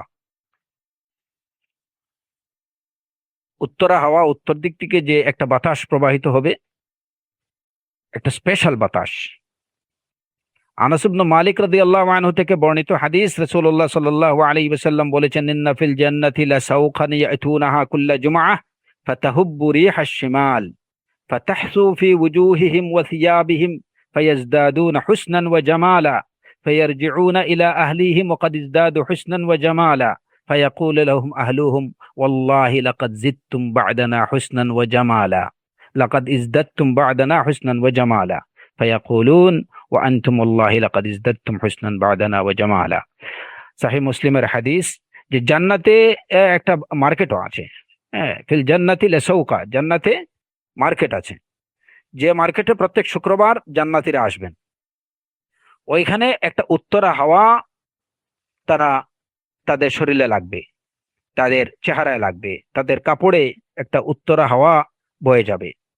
এই বাতাস লাগার সাথে সাথেই তাদের সৌন্দর্য অনেক বেশি বৃদ্ধি পাবে। তারা যখন ফিরে জান্নাতে তাদের আহলের কাছে ফিরে যাবেন, পরিবারের কাছে ফিরে যাবেন, তখন তাদের পরিবার তাদেরকে বলবে যে ওয়াল্লাহি লাকাদ ইজদাদতুম বা'দানা হুসনান ওয়া জামালা, তোমরা তো এরপরে দেখি অনেক বেশি কি হয়ে গেছো, অনেক বেশি সুন্দর হয়ে গেছো। তো তারা বলবেন যে ওয়াল্লাহি ওয়া আনতুম ওয়াল্লাহি লাকাদ ইজদাদতুম হুসনান বা'দানা ওয়া জামালা, তোমরাও তো দেখি আমাদের থেকে বেশি, আরো বেশি সুন্দর হয়ে গেছো। তো এই উত্তরা হাওয়ার বৈশিষ্ট্য হচ্ছে যে এই বাতাস প্রত্যেক শুক্রবারে একটা মার্কেট হবে, জান্নাতীরা ওই মার্কেটে যাবেন, ওই সময় একটা উত্তর দিক থেকে একটা বাতাস বয়ে যাবে, জান্নাতীদের চেহারার উপরে তাদের কাপড়ে সেই বাতাস লাগবে, লাগার সাথে সাথেই তাদের সৌন্দর্যটা আরো বেশি বেড়ে যাবে। যখন তারা জান্নাতে ফিরে যাবেন তখন তাদের পরিবাররা বলবেন যে তোমরা তো আমাদের থেকে আরো বেশি সুন্দর হয়ে গেছো। তারা বলবেন না, তোমরাও তো আমাদের থেকে আরো বেশি সুন্দর হয়ে গেছো। এই এই হচ্ছে আমাদের কাঙ্ক্ষিত জান্নাত। তিলকাল জান্নাতুল্লাতী নুরিসু মিন ইবাদিনা মান কানা তাকিয়্যা, এই জান্নাতের অধিকারী কারা হবেন? আল্লাহ আযজা ওয়া জাল্লা অত্যন্ত সুস্পষ্টভাবে বলে দিয়েছেন, তিলকাল জান্নাহ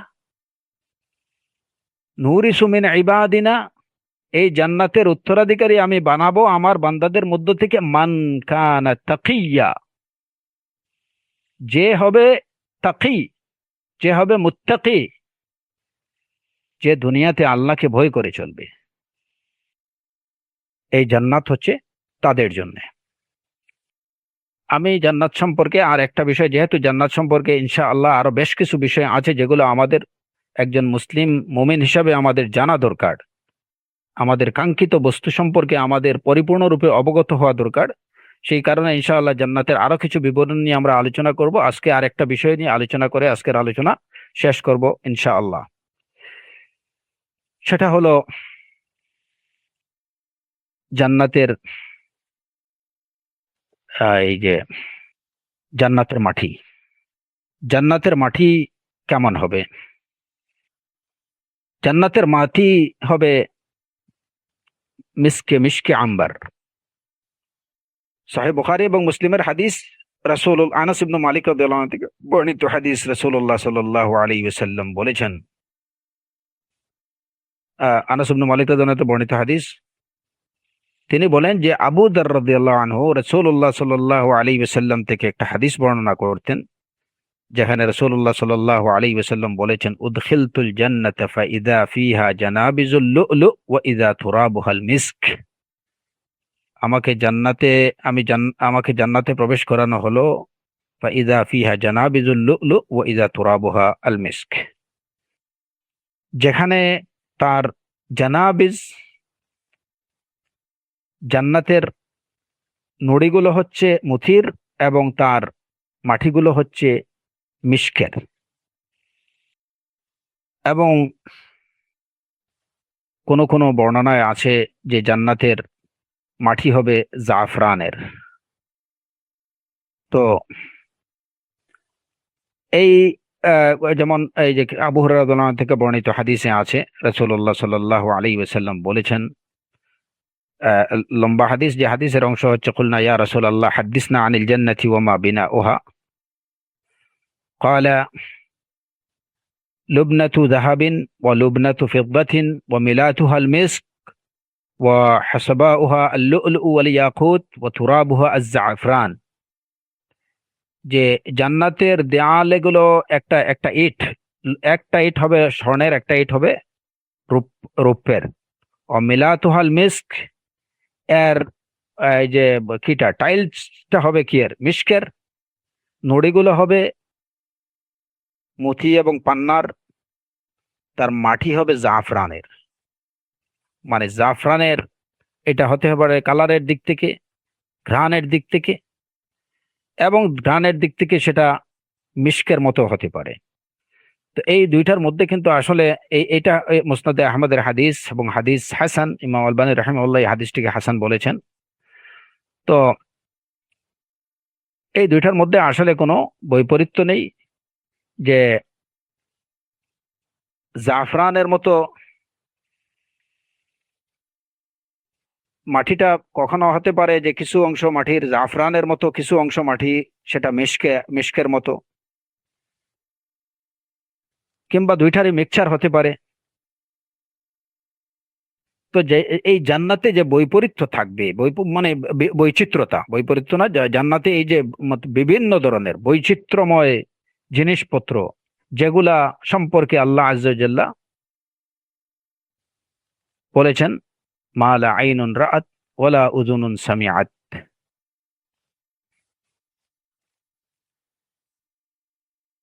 যেগুলো মানুষে আসলে কানে শোনেনি, চোখে দেখেনি, কোনো কারণে শোনেনি, এবং যেগুলো কোনো মানুষ কল্পনাও করতে পারেনি, জান্নাতে রয়েছে সেই সব কিছু। এবং জান্নাতে যে কি পরিমাণ নিয়ামত, জান্নাতে কি পরিমাণ, জান্নাতটা কি ধরনের সাজসজ্জা সম্বলিত হবে সেটা মানুষ কল্পনাও করতে পারবে না। যে জান্নাতের একটা ইট হবে স্বর্ণের, একটা ইট হবে রূপার, তার মাটি হবে মিশকের, তার মাটি হবে জাফরানের, সেখানে যে নুড়িগুলো থাকবে সেই নুড়িগুলো হবে মতি এবং পান্নার।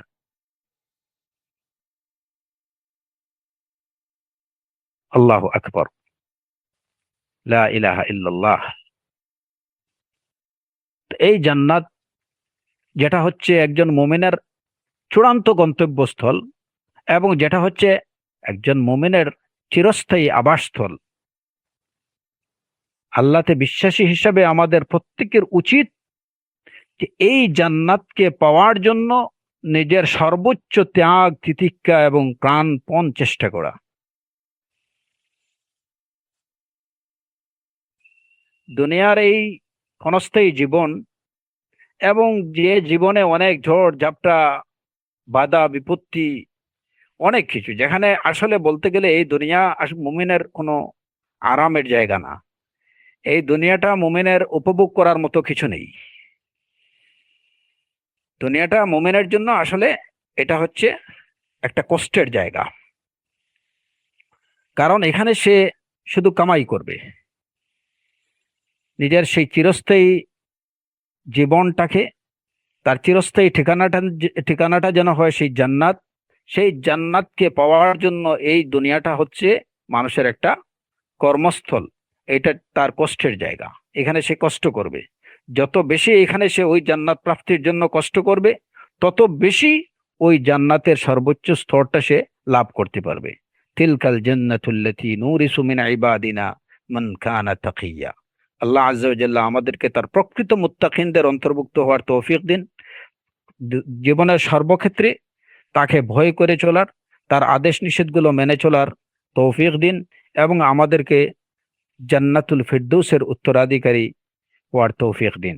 ওয়া আখিরু দাওয়ানা আনিল হামদুলিল্লাহি রাব্বিল আলামিন ওয়া সাল্লাল্লাহু ওয়া সাল্লাম আলা নাবিয়্যিনা মুহাম্মদ ওয়া আলা আলিহি ওয়া সাহবিহি আজমাইন।